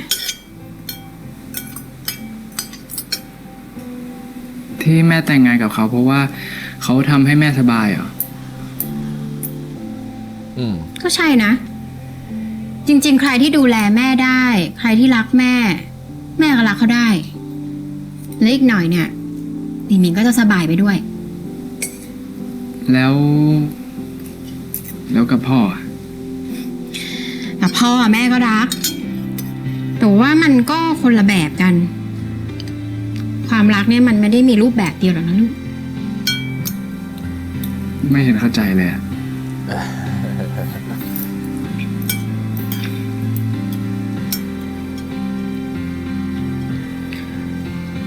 ลูกโกรธแม่ใช่ไหมอะที่แม่จะแต่งงาน ก็เลยไม่ได้อยากอยู่กับแม่ ไม่ได้โกรธถ้าแม่อยากแต่งก็แต่งเลย แค่ผมรู้สึกว่าที่นั่นมันไม่ใช่ที่สำหรับผมอะมัน เช ปล่อยให้หลีหมิงมันไปเถอะมันโตแล้ว ตอนเราอายุเท่ามันน่ะ เราก็หนีออกจากบ้านกันแล้ว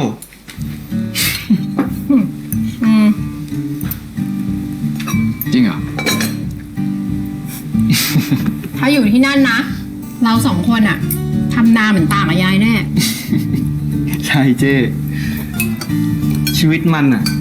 ให้มันตัดสินใจเอง มัน18แล้วจากวอลเป็นแล้ว ลุง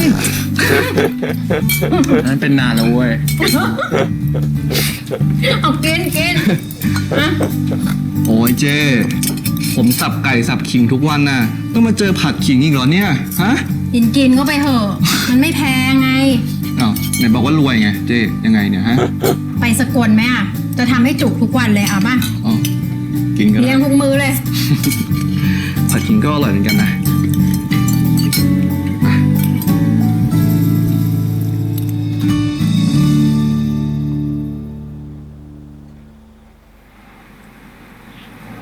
เมื่อ3 ปีก่อน พ่อของผมจากผมไป ตอนนั้นแม่เป็นคนปลอบผมอยู่ข้างๆ แม่บอกกับผมว่า ถึงพ่อจะไม่อยู่แล้ว แต่ความรักที่เรามีให้พ่อ จะอยู่ตลอดไป จนมาวันนี้ ผมเสียแม่ไปอีกคนนึง ถ้าแม่ยังอยู่กับผมตรงนี้ อยู่ปลอบผมข้างๆ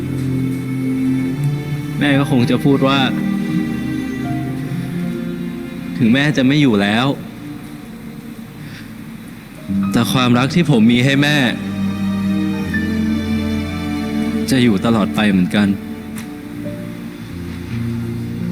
แม่มีเพลงโปรดเพลงหนึ่งครับ ตอนแม่ยังอยู่ แม่เคยขอให้ผมร้องให้เขาฟัง จนถึงตอนนี้ ผมเสียดายอยู่แค่อย่างเดียว ผมไม่มีโอกาสร้องให้เขาฟังเลยครับ ผมเลยขอใช้โอกาสตรงนี้ร้องเพลงนี้ เพลงโปรดของแม่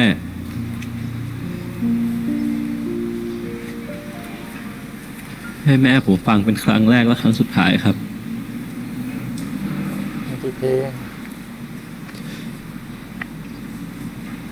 แม่จ๋า พระจันทร์แทนใจเหรอ ไก่ป่าจะร้องเพลงให้แม่ฟังแล้วนะ ใช่จำได้ถูกละ 你问我爱你有多深，我爱你有几分，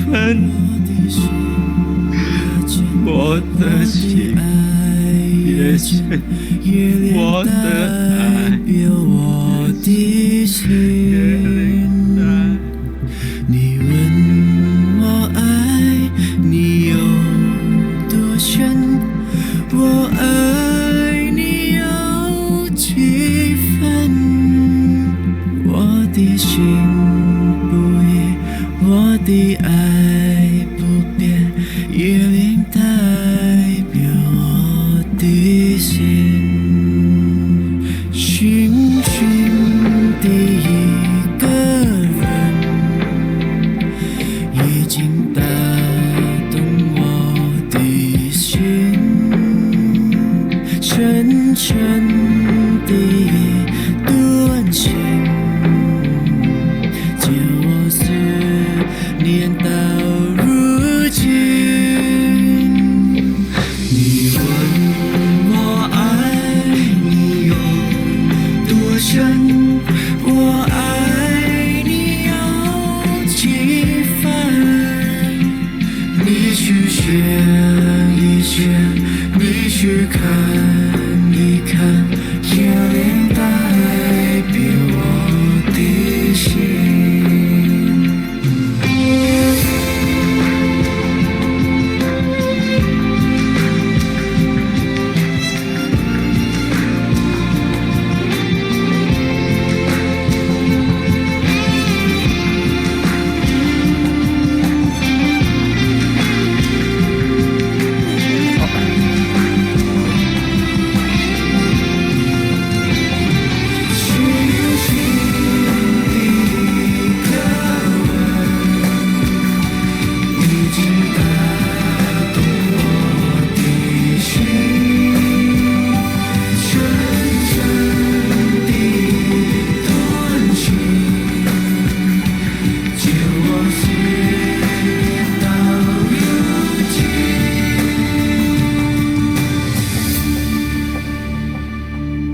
你问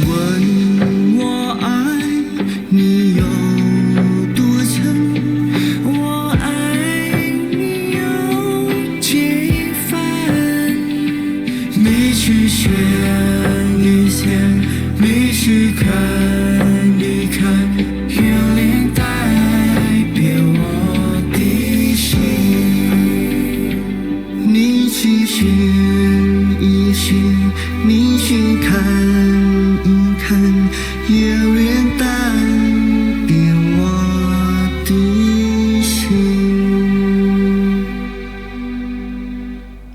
จะเป็นยังไงต่อละพรุ่งนี้ ลุงไม่อยากขายข้าวมันไก่แล้วเหรอ ผมไม่รู้ว่าที่ผมทำอยู่ตอนเนี้ยเป็นเพราะว่ารัก หรือว่าเป็นเพราะว่าผม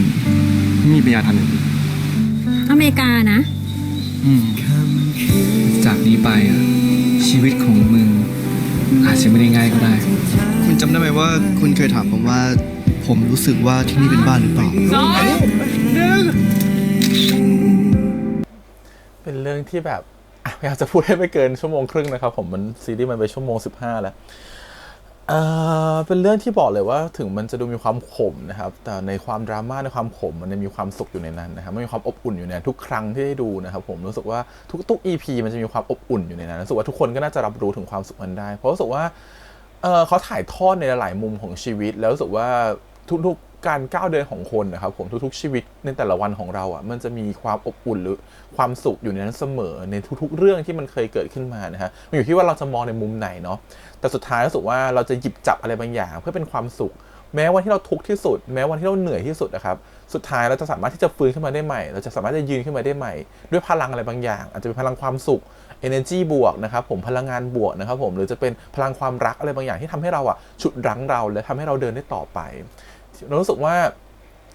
ตรงนี้แหละมันคือกิมมิคของเรื่องตรงที่ว่าในการเล่าของเขาครับผมในแต่ละ EP มันทำให้เห็นว่ามันมีความทุกข์นะมันมีความเศร้านะมันมีความเสียใจแต่มันก็แฝงด้วยความสุขมันก็แฝงด้วยความอบอุ่นมันมีความคิดถึงคือมันมีพลังงานทั้งบวกและลบอยู่ในแต่ละ EP มันทำให้เห็นว่านี่แหละคือธรรมชาติของชีวิตนะครับว่าเราไม่มีหรอกที่จะเจอแต่ลบอย่างเดียวมันก็ต้องมีบวกบ้างลบบ้างสลับกันไปเพราะฉะนั้นแล้วมันไม่มีใครหรอกว่าจะทำถูกไปเสมอแล้วก็ทำผิดไปเสียหมดมันมีทั้งทำถูกและทำผิดมันชีวิตของเรามันสามารถที่จะเดินพลาดได้แล้วมันก็เดินถูกได้มันอยู่ที่ว่าวันนี้เราทำดีที่สุดหรือยังเราทำให้คนที่เรารักดีที่สุดหรือยังเราอยู่กับคนที่เรารักแล้วเราอยู่กับมีเวลาให้เขามากพอแล้วหรือยังความรู้สึกคือเนี่ยมันเป็นอะไรแบบนี้มากกว่าคือมันทำให้เห็นคุณค่าของการมีชีวิตมากขึ้นนะครับผมรู้สึกว่าดูซีรีส์เรื่องนี้โอเคทีนี้มาพูดของแต่ละคนเด่นสุด EP นี้คงจะเป็นไก่ป่านะครับคงเป็นใครไปไม่ได้นะเพราะว่าสุดท้ายคุณเจ๊หงเขาเสียเนาะแล้วเขาก็อยู่มันเหมือนกับว่าทุกอย่างที่เป็นโลกของเขามันพังทลายลงไปเขาเพิ่งอกหักจากลุงจิมมามันยังเหมือนกับว่ายังไม่ได้รักษาแผลใจเลยสุดท้ายแม่เขาก็มาจากไปอีมันเหมือนกับทุกอย่างมันประเดประดังเข้ามาหาเขามันเหมือนกับวันนี้ก็คือวันที่แย่ที่สุดสำหรับเขาตลอดชีวิตที่ผ่านมาช่วงเวลานี้จะเป็นช่วงเวลาที่มันหนักที่สุดสำหรับเขาก็ได้เพราะว่าแม่เสียคนรักก็รู้สึกว่าความรักก็ไม่สมหวังทุกอย่างมันประเดประดังเข้ามาแต่ในความประเดประดังตัวนั้นมันก็มีความหวังครั้งใหม่เข้ามาอย่างน้อยไม่มีความหวังที่ได้ก้าวต่อไปชอบประโยชน์ที่เขาบอกว่าเขาไม่ติดค้างอะไรเลยนะติดค้างอย่างเดียวคือเขาแค่ไม่ร้องเพลงนี้ให้แม่เขาฟังกับหูเขากับตัวอะไรเงี้ยสุดท้ายก็ต้องมาร้องในงานศพอะไรเงี้ยซึ่งมันก็ฉากนั้นเป็นฉากที่โหดซึ้งมากนะแล้วก็แบบว่าเรียกว่าน่าจะเรียกน้ำตาได้หลายคนเลยแหละความรู้สึกคือมัน powerful มากๆนะแต่เมื่อรู้สึกว่ามันก็เป็นความทวินหาบางอย่างที่สุดท้ายเราทำอะไรให้เขาในวันที่เราทำให้เขาไม่ได้เราก็ขอเป็นโอกาสสุดท้ายแล้วกันในการทำให้เขาแต่รู้สึกว่าเขาไม่ติดค้างอะไรเลยเพราะรู้สึกว่าแม่ทิ้งทุกอย่างให้เขาหมดแล้วรู้สึกว่าเขาไม่ติดค้างอะไรกับแม่เลยแสดงว่าที่ผ่านมาเขาก็ค่อนข้างที่จะเป็นคนที่อยู่กับแม่อยู่แล้วเขาได้ถ่ายทอดความรักที่ตัวเขามีให้กับแม่คือทุกอย่างของเขาฉะนั้นเขารู้สึกว่าเขาไม่ได้สูญเสียอะไรไปจริงๆแบบการสูญเสียของเขาคือการสูญเสียแม่ไปแต่การที่เขาสูญเสียไปเขาไม่รู้สึกว่าเขาเสียดายอะไรที่เขาไม่ได้ทำให้แม่เขาเสียดายอย่างเดียวคือสิ่งที่แม่เขาขอเขายังทำไม่สำเร็จแต่กับแม่เขาสิรู้สึกว่าแม่เขาจากไปด้วยเขายังมีความเป็นห่วงคืออย่างน้อยเขาก็ห่วงแหละว่าลูกเขาจะมีความรักที่ดีได้ไหมลูกเขาจะเจอคนที่ดีได้ไหมแต่ก่อนที่จะจากไปอย่างน้อยเขาก็ได้คุยกันแล้วว่าไม่เป็นไรนะลูกอย่างน้อยเนี่ยลูกอาจจะผิดหวังกับความรักครั้งนี้แต่แม่เชื่อว่าคนที่ดีอย่างลูกจะต้องมีใครสักคนหนึ่งถูกเหวี่ยงเข้ามาหาลูกแล้วก็ลูกก็ได้เจอคนดีๆอย่างน้อยๆแม่ก็หมดห่วงตรงที่ว่าในเรื่องของเงินเรื่องของทองเนี่ยเรื่องของทรัพย์สมบัติเนี่ยไม่ต้องห่วงแล้วไก่ป่ามีพร้อมทุกอย่างแน่นอนประกันชีวิตที่แม่ทำไว้ทรัพย์สมบัติที่แม่ทิ้งไว้มันมากพอที่จะเลี้ยงไก่ป่าตลอดชีวิตนะฮะเพราะฉะนั้นความรู้สึกคืออย่างน้อยเขาหมดห่วงเรื่องเงินแล้วมันเหลือแค่เรื่องความรักมันเหมือนแค่ต้องการให้ลูกมีใครสักคนที่ยืนข้างๆแล้วว่าประเด็นตรงนี้เป็นประเด็นอันหนึ่งที่เขาใส่เข้ามาใน EP นี้นะครับผมเพราะว่ามันเป็นประเด็นที่ถูกชูเข้ามาในหลายคู่เหมือนกันว่าการมีใครสักคนหนึ่งมันดีจริงหรือเปล่าหรือการที่อยู่คนเดียวมันดีกว่าเป็นกิมมิคที่เอามาใช้ใน EP นี้เหมือนกันซึ่งสำหรับไก่ป่าเขาก็มีประโยชน์เด็ดของเขาตรงที่ว่าเขาก็รู้สึกเหงาที่อาจจะมีใครสักคนอยู่ข้างๆเขาเหมือนกันไม่ใช่ว่าอย่างน้อยๆคือมีทุกอย่างก็จริงแต่ขาดความรักคือตอนนี้บางทีคนเราครับบางทีมันจะมีเป้าหมายในรูปแบบที่มันแตกต่างกันเนาะบางคนต้องการมีเงินมีทองต้องการมีความสุขในชีวิตก็เพียงพอแล้วฉันอยู่คนเดียวได้แต่เมื่อกี้มันก็มีประโยคหลายครั้งที่ดูใน EP นี้แล้วมันก็สะอึกเหมือนกันไม่ว่าจะเป็นสิ่งที่เวิร์นพูดจิมพูดหรือว่าจะเป็นไก่ป่าพูดมันรู้สึกว่าหรือจริงๆแล้วการมีใครสักคนหนึ่งมันก็ดีเหมือนกันเนาะความรู้สึกคือลองดูสิอารันป่วยขึ้นมานะครับผมไม่มีใครดูแลต้องกลับไปหาพี่สาวการมีใครสักคนนึงอยู่ข้างๆเราในยามที่เราป่วยไข้มันคงจะดีกว่านะกับการที่เราอยู่คนเดียวในยามที่เราป่วยไข้ในยามที่เราเจ็บปวดหัวใจมายามที่เราทุกข์หัวใจมา เราคงอยากจะมีใครสักคนที่ยืนข้างๆเราปลอบเราอาจจะเป็นเพื่อนเราหรืออาจจะเป็นคนที่เรารักแต่มันอยากจะมีใครสักคนแหละที่ยืนข้างๆเราในทุกๆเวลามีความสุขก็มีคนให้แชร์เวลามีความทุกข์ก็มีคนให้แชร์นะครับผมพอทำให้เห็นชัดมากในมุมของไก่ป่าว่าวันที่เขามีแม่เขาอยู่เนี่ยมีสุขมีทุกข์เขาก็แชร์แม่เขาฟังแต่วันนี้เขาไม่เหลือใครแล้วเขาจะแชร์ให้ใครฟังเรารู้สึกว่าอ้อมกอดที่ลุงจิมเข้าไปกอดเขาปลอบใจเขามันเหมือนกับแบบมันคือความอบอุ่นนึงที่รู้สึกว่ามีใครสักคนอยู่ข้างๆอ่ะเรารู้สึกว่า EP นี้มันพยายามจะชูว่าการมีใครสักคนอยู่ข้างๆมันดีนะมันดีจริงๆนะวันความรู้สึกคือพอมันเป็นแบบนี้ทำให้เห็นว่าเขาได้เอาธีมเนี่ยมาเล่นกันอีกหลายๆคู่เพราะฉะนั้นเรารู้สึกว่าการที่ไก่ป่าเขาได้มรดกตกทอดจากแม่มาแต่อย่างไรแม่เขาก็รู้แหละว่าสิ่งที่ไก่ป่าต้องการที่สุดในชีวิตคือความรักนั่นคือเป้าหมายของไก่ป่าคือทุกอย่างมันพร้อมหมดแล้วแหละเวลาเราพร้อมทุกอย่างเราก็อยากจะมีความรักเพิ่มเติมขึ้นมาเนาะนั่นคือสิ่งที่แม่เขาอยากจะให้ลูกเขาได้มีก็เลยไม่แน่ใจว่าลูกเขาจะได้เจอกับอลันหรือเปล่านะและอลันจะเป็นรักครั้งใหม่หรือเปล่าก็มีการมาแบบว่าได้พบกันเหมือนกันนะครับผมก็โลกอาจจะเหวี่ยงคนดีเข้ามาอีกคนนึงนะครับจริงๆอลันไม่ใช่คนไม่ดีนะฮะอลันเป็นคนดีนะฮะแต่เขาอาจจะเป็นท็อกซิกในเวลามีความรักหรือเขาจะเป็นคนที่ขี้หึงก็ได้อะไรอย่างเงี้ยแต่เรารู้สึกว่าก็ถือว่าเป็นคนดีคนหนึ่งที่ผ่านเข้ามาในชีวิตไม่แน่ว่าเขาจะได้คบกับไก่ป่าก็ได้หรือว่าถ้าเรื่องเขาไม่รู้เรื่องจะเขียนไปขนาดไหนนะฮะรอดูแล้วกันว่าจะเป็นแบบไหนโอเคไก่ป่าจบไปนะครับผมอีกคู่หนึ่งก็คือเอาเป็นหลี่หมิงแล้วกันครับผมหลี่หมิงเนี่ยก็คือจริงๆหลี่หมิงกับตัวฮาร์ด EP เนี่ยไม่ค่อยมีอะไรมากนะครับเพราะจูบกันไป EP ก่อนเนาะเสร็จแล้วก็เป็นเรื่องของหลี่หมิงล้วนๆจริงๆหลี่หมิงก็เป็นอีกเส้นเรื่องนึงที่ค่อนข้างจะเป็นเส้นเรื่องสำคัญนะครับผมเพราะว่าเป็นเส้นเรื่องที่ทำให้ตัวจิมเขาคิดอะไรหลายอย่างได้มีคนหลายคนบอกว่าเอ๊ะทำไมแบบบทมันเทไปที่หลี่หมิงซะเยอะแล้วตัวจิมมันมาน้อยจริงๆแล้วต้องบอกอย่างนี้ว่าเส้นเรื่องของจิมเป็นเส้นเรื่องหลักมากๆแต่เส้นเรื่องของจิมมันต้องถูกกระทบด้วยความสัมพันธ์หลายๆอย่างและ relation หลายๆอย่างทั้งรูปแบบของครอบครัวรูปแบบของความรักเพราะฉะนั้นหลี่หมิงคือบททดสอบหนึ่งที่ตัวจิมต้องทำให้ตัวจิมตัดสินใจหลายอย่างทำไมพูดแบบนั้นเพราะว่าหลี่หมิงคือคนที่เกี่ยวพันกับลุงจิมมาตลอดหลายปีที่ผ่านมางั้นเวลาหลี่หมิงถูกกระทบเรื่องอะไรเข้ามาเนี่ยจิมก็เหมือนเป็นบัฟเฟอร์หรือจิมเป็นเหมือนตัวการกระแทกให้กับหลานของตัวเองเพราะฉะนั้นจิมก็ต้องรับรู้ได้จิมรับรู้สึกได้แล้วจิมก็รู้สึกว่าเป็นห่วงหลานคิดแทนหลานเป็นเหมือนกับสิ่งที่จิมต้องคอยดูแลรักษาเพราะฉะนั้นเวลาหลานเป็นอะไรขึ้นมาจิมก็จะต้องแบบมีทุกข์ด้วยเช่นกันมันเลยกลายเป็นว่าหลี่หมิงก็เลยสำคัญมากๆกับบทของลุงจิมให้จิมสามารถที่จะเป็นผู้ใหญ่ที่ดีกว่าเดิมได้ผู้ใหญ่ที่โตขึ้นได้และก้าวข้ามผ่านอะไรบางอย่างได้และเข้าใจหลานได้มากขึ้นแล้วว่าเขาเลยถึงต้องมีหลี่หมิงเข้ามาในบทตรงนี้ทีนี้หลี่หมิงในบท EP นี้มันคือการที่แม่เขามาเนาะแม่เนี่ยเข้าใจในมุมของแม่เขานะประโยคที่แม่เขาพูดเด็ดประโยคนึงเลยคือบอกว่าความรักมีหลายรูปแบบนะลูกด้วยความที่ลูกเขาคงไม่รู้หรอกความรักมีกี่รูปแบบเนาะแต่สำหรับเราที่เราโตมากพอแล้วเราจะรู้ว่าบางทีความรักมันมีหลายๆรูปแบบบางทีความรักมันเกิดจากความที่เรารักใครสักคนนี้เขาดูแลเราได้หรือความรักมันเกิดจากเงินก็ได้ฮะเรารักใครสักคนนึงเขามีเงิน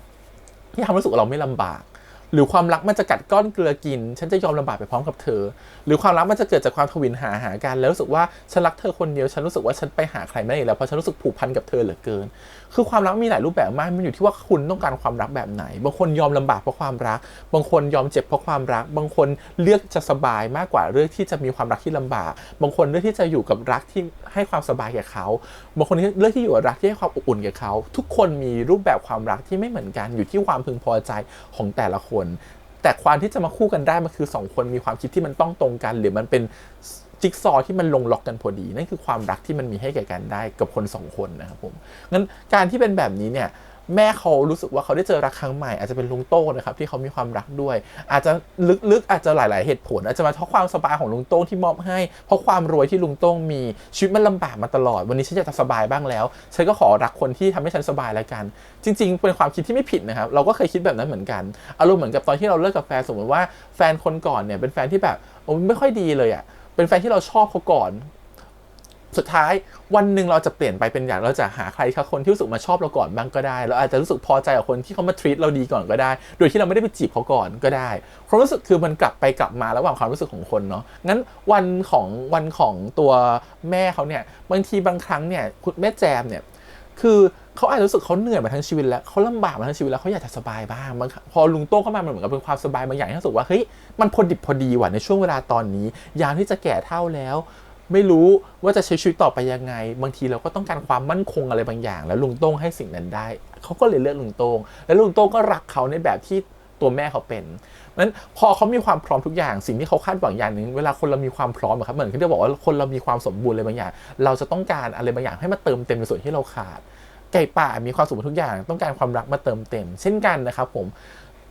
แม่เขาอะแม่แจนเนี่ยก็ต้องการลูกมาเติมเต็มส่วนที่เขาขาดไปเขารู้แหละเขาทิ้งลูกไปเขารู้แหละเขาทำไม่ดีกับลูกไว้แต่สิ่งที่เขาต้องการคือเขาก็ต้องการครอบครัวที่มันสมบูรณ์วันนี้เขาจะแต่งงานใหม่แล้วไงเขาก็อยากจะให้ครอบครัวเขามีลูกพ่อแม่ลูกนะครับผมให้มันสมบูรณ์อีกอย่างนึงเขารู้สึกว่าเขาก็รู้สึกผิดต่อลูกอยากจะชดเชยอะไรบางอย่างกับลูกรู้สึกวันนี้ฉันมีแหละฉันอยากจะชดเชยวันที่ไม่มีฉันไม่พร้อมจะชดเชยหรอกฉันจะเครียดอยู่แต่วันนี้ฉันมีแล้วฉันอยากจะเป็นแม่ที่ดีบ้า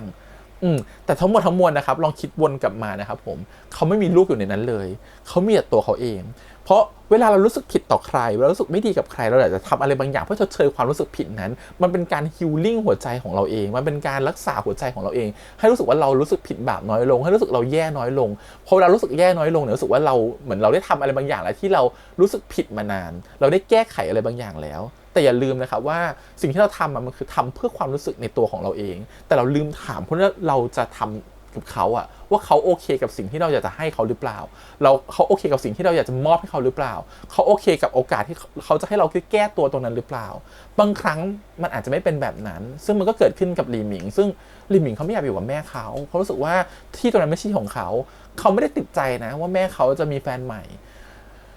ตอนแรกเขาอาจจะดูโกรธเพราะว่าเขารู้สึกว่าทุกอย่างมันประเดประดังเข้ามาหาเขาให้เขาต้องตัดสินใจให้เขาต้องคิดแต่พอเขาได้มีเวลาทบทวนกับตัวเองเขารู้สึกว่าเขาไม่ได้ติดนะที่แม่เขาจะมีคนรักใหม่แต่เขาติดที่ว่าวันนี้เขาไม่ได้อยากจะกลับไปอยู่กับแม่วันนี้เขารู้สึกว่าเขาไม่ได้ผูกพันกับฝั่งนั้นเขาไม่อยากจะไปอยู่เขาไม่อยากจะมีคุณพ่อคนใหม่เขารู้ว่าคุณแม่เขาสามารถจะมีรักใหม่ได้แต่สำหรับเขาอาจจะมีพ่อใหม่ไม่ได้ในมุมของเขาอาจจะอยากอยู่ตัวคนเดียวมากกว่าเพราะฉะนั้นต้องเคารพการตัดสินใจของเขานั่นคือสิ่งที่เขาอยากจะให้แม่เขาเข้าใจเขาว่าเขาขอมีเส้นทางของเขาได้ไหมแม่ก็มีเส้นทางของแม่ไปเขาก็อยากมีเส้นทางของเขานั่นคืออยากจะให้แม่รับรู้ในสิ่งที่เขาต้องการตรงนี้แล้วสุดท้าย at the end คือแม่เขาก็รับรู้นะว่าลูกเขาต้องการอะไรเพราะอย่างน้อยจิมก็เข้ามาพูดแต่จิมไม่ได้เข้ามาพูดในฐานะที่ฉันรับโฉนดเขามาแล้วจะมาช่วยให้ลูกเขาไปอยู่กับแม่เขามันเหมือนกับแม่เขาก็เอาโฉนดมาแลกเปลี่ยนกับจิมเนาะเพื่อจะให้แบบช่วยกับลูกให้หน่อยสุดท้ายเขาเลือกที่จะคืนโฉนดแม่เขาไปจิมเป็นคนที่นิสัยของจิมเป็นคนแบบนั้นคือเขาไม่อยากจะเป็นภาระหรือเขาไม่อยากจะเป็นภาระของใครไม่อยากจะติดค้างกับใครไม่อยากจะให้ใครช่วยเหลือเขาในยามที่เขาลำบากเขารู้สึกว่าเขาอยากจะช่วยตัวเขาเองก่อนมันเป็นสิ่งที่บางทีคนบางคนอย่างเล้งหรืออย่างพวกเราบอกว่าโง่หรือเปล่าเนี่ยเห็นแก่ตัวบ้างสิทำไมถึงเป็นแบบนี้อะไรเงี้ยแต่สุดท้ายรู้สึกว่าการที่เขารับโฉนดของพี่เขามาแล้วเขาต้องมาพูดกับหลานชายเขาได้ไม่เต็มปากเขาเลือกที่จะพูดกับหลานชายเขาและเก็บหลานชายเขาไว้ดีกว่าแล้วเขาคืนโฉนดแม่ไปเขารู้สึกคืออย่างน้อยเขารู้สึกว่าเขาไม่ติดค้างอะไรกับคุณพี่เขาอะไรเงี้ยตรงนี้เขารู้สึกว่าทำให้เขาแบบเดินลงมาด้วยความรู้สึกแบบเฮ้ยพี่ปล่อยให้น้องให้หลานมันเลือกเองเถอะพี่เลือกตัดสินใจแทนมันได้แล้วอะไรเงี้ยเพราะก่อนหน้านี้เขาก็ได้คุยกับหลานเขาเวลาได้คุยกับหลานเขาหลังจากที่งานศพก็คือมีเวลาได้แบบมาจิบเบียร์คุยกันแล้วเขารู้สึกว่าจริงๆหลานต้องการอะไรแล้วเขาก็เป็นการที่รู้สึกหลานเปิดใจกับเขามากขึ้นนะเพราะเขารับฟังหลานมากขึ้นเขาไม่โวกเวกโวยวายไม่ด่าไม่ดุนะครับผมเลือกที่จะเปิดใจรับฟังหลานส่วนหนึ่งก็เพราะว่าตัวจิมเขาก็ได้คนข้างๆอย่างเหวินน่ะในการที่ทำให้เขาเข้าใจธรรมชาติของคนมากยิ่งขึ้นด้วยความที่เจนมันต่างกันการที่ได้เหวินมาเป็นตัวเชื่อมก็ทำให้ตัวจิมเข้าใจหลานตัวเองมากขึ้นก็เลยเปิดใจที่จะคุยกันพอรู้สึกหลานรู้สึกว่าเฮ้ยลุงเปิดมากขึ้นหลานก็พร้อมที่จะบอกอะไรบางอย่างมากขึ้นแต่ก็ไม่ได้บอกทุกเรื่องนะคะเรื่องที่มีอะไรกับฮาร์ดยังเป็นเรื่องส่วนตัวอยู่นะยังบอกไม่ได้อะไรเงี้ยแต่ก็บอกด้วยความในใจว่าลึกๆเขารู้สึกอย่างไรและอย่างน้อยถ้าเขาให้เลือกระหว่างแม่กับลุงเขาเลือกลุงจิมดีกว่าเพราะว่าเขารักลุงจิมมากกว่าเป็นคุณน้าก็แบบใจมันฟูเนาะหลานรักเราเนาะเราก็ต้องช่วยหลานแหละต้องให้หลานอยู่กับเราอะไรแบบนี้ซึ่งตรงเนี้ยเขาสำหรับเรารู้สึกว่ามันเป็นช่วงเวลาของการที่ให้คนได้รู้ว่าการมีใครสักคนอยู่ข้างๆมันดีแค่ไหนแล้วลีหมิงก็รู้สึกว่าการที่เขาได้มีเวลาตัดสินใจการมีคนข้างๆที่ดีมันดีกว่าคนที่เขาไม่ได้รักนะอย่างน้อยเขารักนาเขาอยู่กับนาเขามีความสุขมากกว่าเขาก็อยากที่จะเลือกอยู่กับนาเขาต่อไปอะไรอย่างเงี้ยตรงนั้นซึ่งระหว่างทางก็ให้ลีหมิงได้มีโอกาสได้คิดได้มีโอกาสได้คุยกับเล้งนะครับได้เห็นความรู้สึกว่าเฮ้ยการเป็นผู้ใหญ่มันเป็นยังไงและเป็นผู้ใหญ่มันดีหรือเปล่าบางทีการผู้ใหญ่ไม่ได้ดีทั้งหมดนะฮะบางทีความสุขของเด็กมันคือช่วงเวลาของการตักตวงความสุขเนาะอันเป็นเด็กอาจจะดีกว่าด้วยซ้ำนะฮะเป็นผู้ใหญ่เมื่อพร้อมดีกว่าเป็นเด็กก็ใช้เวลาของเด็กให้เต็มที่พอถึงวันเป็นผู้ใหญ่เนี่ยค่อยเป็นผู้ใหญ่ที่สมบูรณ์นะครับผมความรู้สึกคือพอเป็นแบบนี้ครับรู้สึกว่าเฮ้ย เขาได้มีโอกาสในการที่จะตัดสินใจแล้วว่าความรู้สึกของเขาเป็นยังไงแล้วเขามีโอกาสที่จะเปิดเผยความรู้สึกของตัวเองออกไปและนาเขาก็โอเคกับสิ่งที่เขาเลือกด้วยเพราะฉะนั้นมันก็ทำให้ชีวิตเขาน่าจะโอเคมากขึ้นและสุดท้ายเขาก็เลือกที่จะอยู่กับนามากกว่าอยู่กับแม่เช่นกันเห็นไหมว่าการมีคนอยู่ข้างๆมันดีตรงที่ว่าอยู่น้อยณตอนเนี่ยแม้ปัญหาจะรุมเร้าหลี่หมิงเขาก็รู้สึกว่าในใจเขาก็ยังมีใครสักคนอยู่ที่รอเขาอยู่นั่นคือฮาร์ดนะครับเขาแชทหาฮาร์ดทันทีรู้สึกว่ามีทุกข์นะฮะเขาแชทหาฮาร์ดทันทีรู้สึกว่าฮาร์ดอยู่ไหนเดี๋ยวเขาจะไปหาเพราะความรู้สึกของเขาคือตอนเนี้ยอย่างน้อยเขาขาดเรื่องอื่นเว้ยแต่ความรักเขาสมบูรณ์คนทุกคนมันจะไม่มีอะไรสมบูรณ์ไปทั้งหมดนะครับผมสมบูรณ์หมดก็ถือว่าดีถามว่ามีแต่ถามว่าเวลาเราขาดอะไรสิ่งเราจะไม่มีเราพูดใหม่เราหมายถึงว่าเราจะไม่มีอะไรที่แบบขาดไปทั้งหมดหมายถึงว่าความรักก็ไม่มีเงินก็ไม่มีชีวิตก็ไม่ดีเราเชื่อว่าทุกคนมันจะมีความสมบูรณ์อะไรบางอย่างอยู่มันอยู่ที่ว่าคุณจะเจอมันหรือเปล่ามันต้องมีอะไรสักด้านหนึ่งแหละที่เป็นด้านที่คุณกำลังมีความสุขอยู่แล้วคุณสามารถที่จะทิ้งทุกอย่างออกไปได้แล้วไปหาความสุขตรงนั้นของคุณหลี่หมิงก็เช่นกันนั่นคือการที่ทิ้งทุกอย่างไปอย่างน้อยฉันมีฮาร์ดอยู่เป็นความสุขขณะเดียวกันลุงจิมก็มีเหมือนกันลุงจิมตอนเนี้ยโหงภาระมันเยอะมากประเดประดังทุกอย่างร้านก็จะโดนยึดเงินก็ไม่พอเงินก็ไม่มีนะครับผมสิ่งที่มันมีความสุขของมันคือมีเหวินอยู่ข้างๆมีเหวินคอยอยู่ข้างๆเขาให้คำปรึกษาเขาคอยอยู่รอบๆคอยให้กำลังใจเขาแล้วมันเป็นช่วงเวลาของการที่ถึงจะให้ห่างกันแต่ก็รู้ว่ายังมีใครอยู่ข้างๆแล้ว EP นี้ทำให้เห็นเลยว่าห่างกันแต่ก็รู้สึกว่าตัวใจอยู่ใกล้กันเหวินต้องไปดูแลตัวอารันเขาก็รู้สึกว่าเขาปลอดภัยอย่างน้อยๆเขารู้สึกว่าเขาไม่ได้เขาเหวินไม่มีทางจะไปรักอารันอีกแล้วรู้สึกว่ายังในเหวินก็ยังรักเขานั่นคือสิ่งที่จิมคิดเช่นกันเวลาจิมต้องไปดูแลไก่ป่าเหวินก็ไม่รู้สึกว่าต้องมาหึงหรือต้องมานอนเพราะรู้สึกว่าเขารู้ว่าลึกๆจิมก็ชอบเขามันเป็นช่วงเวลาของการที่จะเปิดใจให้กับกันและกันแล้วแต่ละคนสามารถที่จะมีสเปซและพื้นที่ของตัวเองอันนี้มันคือความรักที่มันเริ่มเข้าใจกันและกันแล้วมันสมบูรณ์มากพอแล้วมันรู้สึกว่าฉันรู้แหละลึกๆฉันมีใครสักคนวันนี้สถานะจะไม่ชัดเจนแต่ฉันรู้ว่าในใจของฉันมีเขาอยู่ในนั้นและต่างคนต่างรับรู้กันและกันมันเลยเปิดประโยชน์ตอนที่มาหาเหวินแล้วก็อยู่บนโซฟาแล้วเหวินก็บอกว่าถ้ายังเป็นแบบเนี้ยวันหนึ่งผมจะหายไปแล้วนะผมรู้สึกว่าตัวของลุงเองก็ดูไม่แน่นอนไม่ชัดเจนถามว่าวันนี้ถ้าคนจะถามว่าเราเป็นอะไรกันลุงอย่าบอกเป็นพี่น้องกันแต่พี่น้องอะไรทำแบบนี้ถูกปะสุดท้ายก็มีการหอมแก้มเพื่อเป็นการพิสูจน์ว่าจริงๆลึกๆเขาสองคนก็ใจตรงกันหรืออย่างที่จะยื่นฉากที่ไก่ให้กินว่ากินไก่นี่คือเปิดใจนะแต่ถ้าไม่กินเนี่ยผมจะหายไปแล้วมีการขู่อยู่บ่อยๆนะครับผมแต่จริงๆแล้วมันเป็นมุกที่เข้าใจได้นะฮะเพราะสำหรับเรารู้สึกว่าบางครั้งมันเป็นการเร่งความคิดของลุงและอย่างหนึ่งก็เป็นการแอบถามคำตอบเล็กๆแหละว่าจริงๆแล้วว่าเขามีไซน์หรือมีเซนเขามีอะไรเมสเซจบางอย่างหรือเปล่าที่จะบอกเราว่าเขาก็ชอบเราเหมือนกันอะไรเงี้ยซึ่งเราก็บางทีการที่เขานิ่งเฉยๆเราอาจจะไม่รู้ไงแต่เราก็ต้องมีการแย่อะไรบ้างให้เขารู้ว่าจริงๆแล้วเราชอบเขาอยู่แล้วแต่เขาชอบเราหรือเปล่านะเราจะทำตัวถูกว่าเราควรจะทำตัวยังไงวางตัวสถานะแบบไหนสุดท้ายก็รู้ว่าลึกๆก็รักกันแต่แค่สถานะตอนนี้มันอาจจะยังไม่พร้อมหลายๆอย่างแล้วตัวลุงก็เป็นคนที่คิดเยอะคิดมากแล้วเขารู้สึกว่ามันไม่ได้ผิดที่ตัวเหวินกำแพงเขาไม่ได้สูงนะแต่เขารู้สึกว่าตอนนี้เขายังมีอะไรต้องจัดการหลายๆอย่างแล้วเขาไม่พร้อมเขารู้สึกว่าเป็นแบบนี้ก็ดีอยู่แล้วไม่ใช่หรอเป็นแบบนี้ไปก่อนสิแต่กับเหวินมันรู้สึกว่าฉันไม่เคยเจอใครนานขนาดนี้มาก่อนฉันไม่เคยต้องรอขนาดนี้มาก่อนพอฟังเหวินแล้วนะรู้สึกถึงตัวเองตอนนี้เลยตัวเองก็รู้สึกว่าฉันก็ไม่เคยต้องแบบว่าเวลาไปจีบใครสักคนหนึ่งนานๆบางทีเราไม่เคยนะครับผมแต่บางทีเราก็พอได้เจอกับตัวเองรู้สึกว่าเข้าใจแล้วมันเป็นแบบนี้นี่เองมันต้องรอว่ะมันต้องใช้เวลาบางครั้งคนที่เราไปจีบเขายังไม่พร้อมในตอนนี้มันอยู่ที่ว่าบางทีมันอาจจะมีหลายๆอย่างที่เป็นเงื่อนไขชีวิตของเขาอะไรเงี้ยบางทีเราต้องรอบางทีมันเหมือนกับว่าฉันพร้อมมากแต่คนที่เราชอบเขาไม่พร้อมมันก็ไม่ได้นะครับผมมันต้องรอให้มันเดินไปพร้อมๆกันเราเลยเข้าใจเหวินนะว่าเข้าใจแล้วว่ามันเป็นแบบนี้เราก็รู้สึกว่า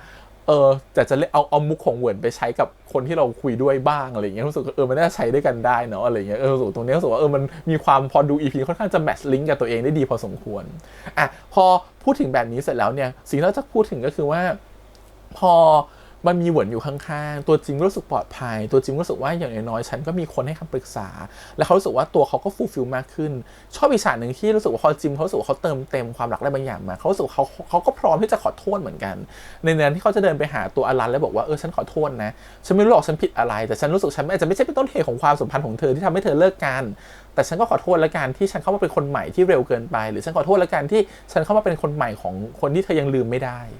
้อะไรแบบนี้ ส่วนเรารู้สึกมันก็โอเคเหมือนกันในมุมของลุงที่เป็นผู้ใหญ่กว่าเลยคงจะไม่พูดอะไรแบบนี้อะไรเงี้ยแต่ทีเนี้ยประเด็นอีกอันนึงที่เขาใส่เข้ามาใน EP นี้ที่เห็นชัดๆเลยคือเรื่องสมรสเท่าเทียมหรือเรื่องความแบบว่าความสัมพันธ์ของชายนะครับผ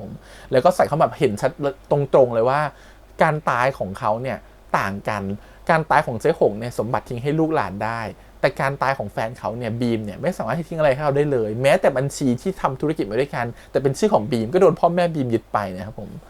นั่นคือสิ่งที่กฎหมายไม่ได้ให้ไว้นะฮะเพราะบางที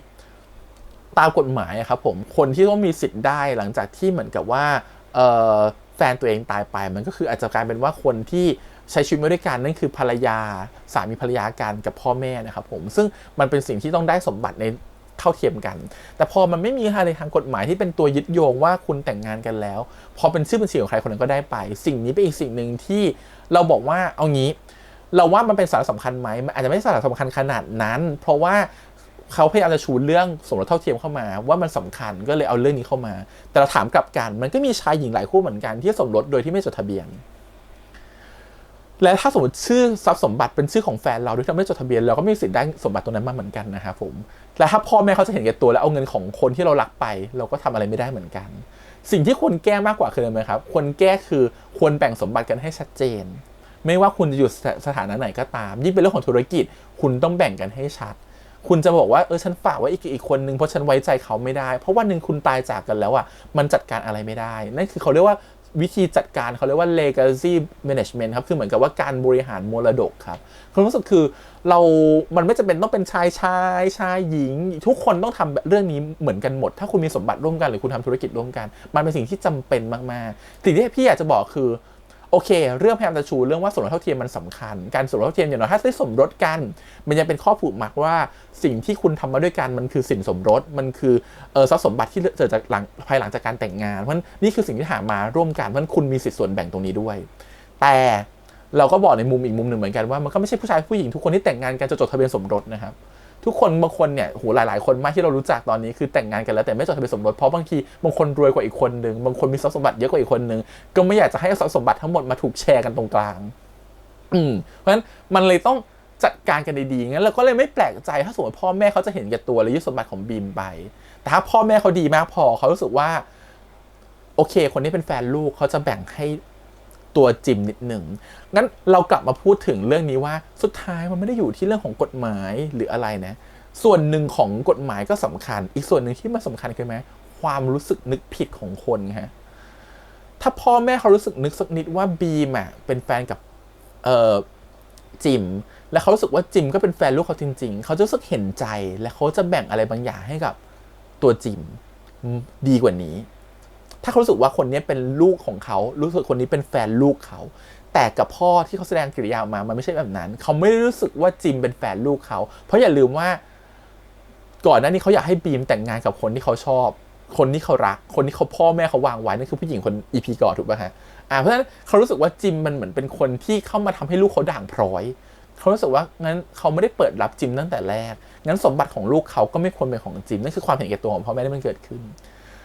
เราเลยบอกในแง่กฎหมายมันก็ใช่จิมถ้าแต่งงานกันแล้วจิมมีสิทธิ์เคลมได้ตามกฎหมายสบายๆเลยแต่ถามว่าถ้าสมรสเท่าเทียมมันมีจริงจิมกับบีมจะแต่งงานกันหรือเปล่าในเมื่อบีมยังมีความสัมพันธ์ที่มันลักซ้อนอยู่เลยนั่นแหละเราถึงถามว่าถ้าไม่แต่งกันแล้ววันนี้บีมตายไปแล้วบีมไม่ได้เขียนอะไรไว้ถ้าพ่อแม่เขามีสำนึกแบบนี้ไม่ได้รู้สึกผิดอะไรแบบนี้เขาก็สมบัติไปอยู่ดีงั้นประเด็นของการที่จะสมรสเท่าเทียมมันถูกใส่เข้ามาแค่เป็นบอกเฉยๆว่ามันสำคัญมันช่วยเรื่องนี้ได้นะมันช่วยเรื่องการมอบมรดกได้อย่างน้อยนะครับมันอาจจะช่วยเรื่องนี้ได้ถ้าสมมติว่าเวลาคุณทำประกันชีวิตแล้วคุณให้เวลาคุณตายไปคุณอยากจะยกสมบัติของคุณให้ใครหรือยกเบี้ยประกันของคุณให้ใครเนี่ยยกเงินประกันของคุณให้ใครปกติเขาต้องให้คนที่เป็นญาติเท่านั้นเขาไม่สามารถจะใส่คนรักได้ถูกปะที่ไม่จดทะเบียนอะไรเงี้ยมันใส่ไม่ได้ซึ่งถ้ากฎบางทีกฎหมายไม่ต้องแก้นะแต่เดี๋ยวนี้บริษัทประกันต่างๆก็เริ่มปรับตัวเองนะครับผมเพื่อให้มันสามารถที่จะใส่ชื่อของคนอื่นได้นอกจากคนที่ต้องเป็นญาติพี่น้องเท่านั้นมันก็เริ่มปรับตัวบางอย่างไปเพราะข้อกฎหมายบางข้อมันก็เริ่มปรับไปตามแต่สมรสเท่าเทียมอาจจะยังไม่ได้เกิดขึ้นแต่บางอย่างมันก็อาจจะปรับหนีไปก่อนแล้วหรือปรับนำไปก่อนแล้วก็ได้ส่วนเรารู้สึกว่ามันก็มีหลายๆบริบทนะครับแต่ EP เนี่ยก็พูดสมรสเท่าเทียมมาชัดพอสมควรในเรื่องของการมอบสมบัติกับอีกเรื่องนึงคือตอนที่ เวลาอย่างอลันป่วยอย่างเงี้ยก็ต้องมีคนมาดูแลถูกไหมครับก็ใครเป็นญาติคนไข้ก็คือพูดถึงตัวเหวินหรือตอนที่เหมือนกับเหวินมาคุยกับลุงในห้องตอนที่ลุงเขาไม่ค่อยโอเคกับการที่หลานเป็นแบบนี้เขารู้สึกว่าหลานเขาจะลำบากหลานเขาจะชีวิตยังไงแล้วเหวินก็บอกว่าโลกมันเปลี่ยนไปแล้วลุงไม่ต้องคิดเรื่องนี้หรอกมันหมดยุคของการลาเบลแล้วลาเบลหมายความว่ามันอนาคตคุณคิดว่าอีกสัก10-20 ปีข้างหน้ามันจะมี200เพศหรือเปล่ามันจะมี40,000ผิวหรือเปล่ามันจะมี20,000เพศหรือเปล่ามันไม่ใช่ครับเราว่าอีก10 ปีข้างหน้ามันจะไม่มีการที่จะบอกว่ามี200เพศ20,000เพศ40,000ผิวมันคือยุคของการที่ไม่มีใครพูดเรื่องนี้กันแล้วเพราะทุกคนจะไม่ลาเบลกันแล้วว่าคุณเป็นสีผิวนี้คุณเป็นคนเพศนี้เพราะคนจะไม่ถามกันคุณเป็นอะไรคุณเป็นเลยคุณอยากรักใครคุณรักเลยแล้วว่านั่นคือสิ่งที่อนาคตจะเกิดขึ้นมันพอมันหมดยุคพอในยุคสมัยมันเริ่มเปลี่ยนเพราะการที่ลูกคุณจะเป็นอะไรหลานเขาจะเป็นอะไรมันไม่ได้สิ่งสำคัญอีกต่อไปแล้วแล้วว่าที่ลุงเขากลัวไปตอน EP ก่อนมันคือการกลัวว่าไม่อยากให้เป็นเหมือนฉันชีวิตฉันทุกวันนี้มันลำบากเห็นไหมล่ะสมบัติเวลาเลิกกับแฟนก็ทำไม่ได้การจะมีแฟนการดูแลกันมันก็ลำบากคนเป็นเกย์มันมีแต่เรื่องลำบากมันต้องพิสูจน์ตัวเองมันต้องฝ่าฟันลุงเกิดมาในยุคแบบนั้นที่ต้องฝ่าฟันหลายๆอย่างตัวเองเป็นเกย์แต่ยุคนี้มันเพราะว่ามันสบายมากขึ้นเยอะประโยชน์ที่ลุงพูดมันคือในบริบทในมุมของเขานะที่บอกว่าเป็นเกย์ในเมืองไทยในประเทศนี้มันลำบากในมุมของเรานะเราค้านกับเรื่องนี้นะรู้สึกว่าเป็นเกย์ในเมืองไทยสมัยก่อนอาจจะลำบากแต่ถ้าเป็นเกย์ในเมืองไทยตอนนี้เราว่าสบายกว่าประเทศอื่นเยอะนะครับแม้กฎหมายจะไม่รองรับก็จริงนะครับผมไม่ได้ให้สิทธิ์ในแบบนั้นก็จริงแต่เราว่าการใช้ชีวิตของเกย์ในเมืองไทยง่ายกว่าการใช้ชีวิตของเกย์ในต่างประเทศเยอะสำหรับคนที่รู้สึกว่าอยู่ต่างประเทศในเอเชียมาหลายๆประเทศนะรู้สึกว่าในไทยดีกว่าเยอะแต่ถ้าไปเทียบกับฝั่งยุโรปหรืออเมริกาอาจจะไม่ดีขนาดนั้นเพราะฝั่งนั้นเขาค่อนข้างจะฟรีดอมพอสมควรและฝั่งนั้นก็มีกฎหมายที่รองรับสิทธิ์ด้วยแต่ถ้าเทียบกับฝั่งเราแล้วรู้สึกว่าเป็นเกย์บ้านเราในเอเชียเราถือว่าเราก็เป็นเกย์ที่ค่อนข้างจะสบายอยู่พอสมควรนะครับเป็นเกย์ในที่นี้ทุกอย่างเปิดกว้างไม่อุตสาหกรรมรันด้วย LGBTQ+ ครับความรู้สึกคือการเป็นเพศหลากหลายในประเทศนี้ค่อนข้างที่จะเป็นที่ไม่ได้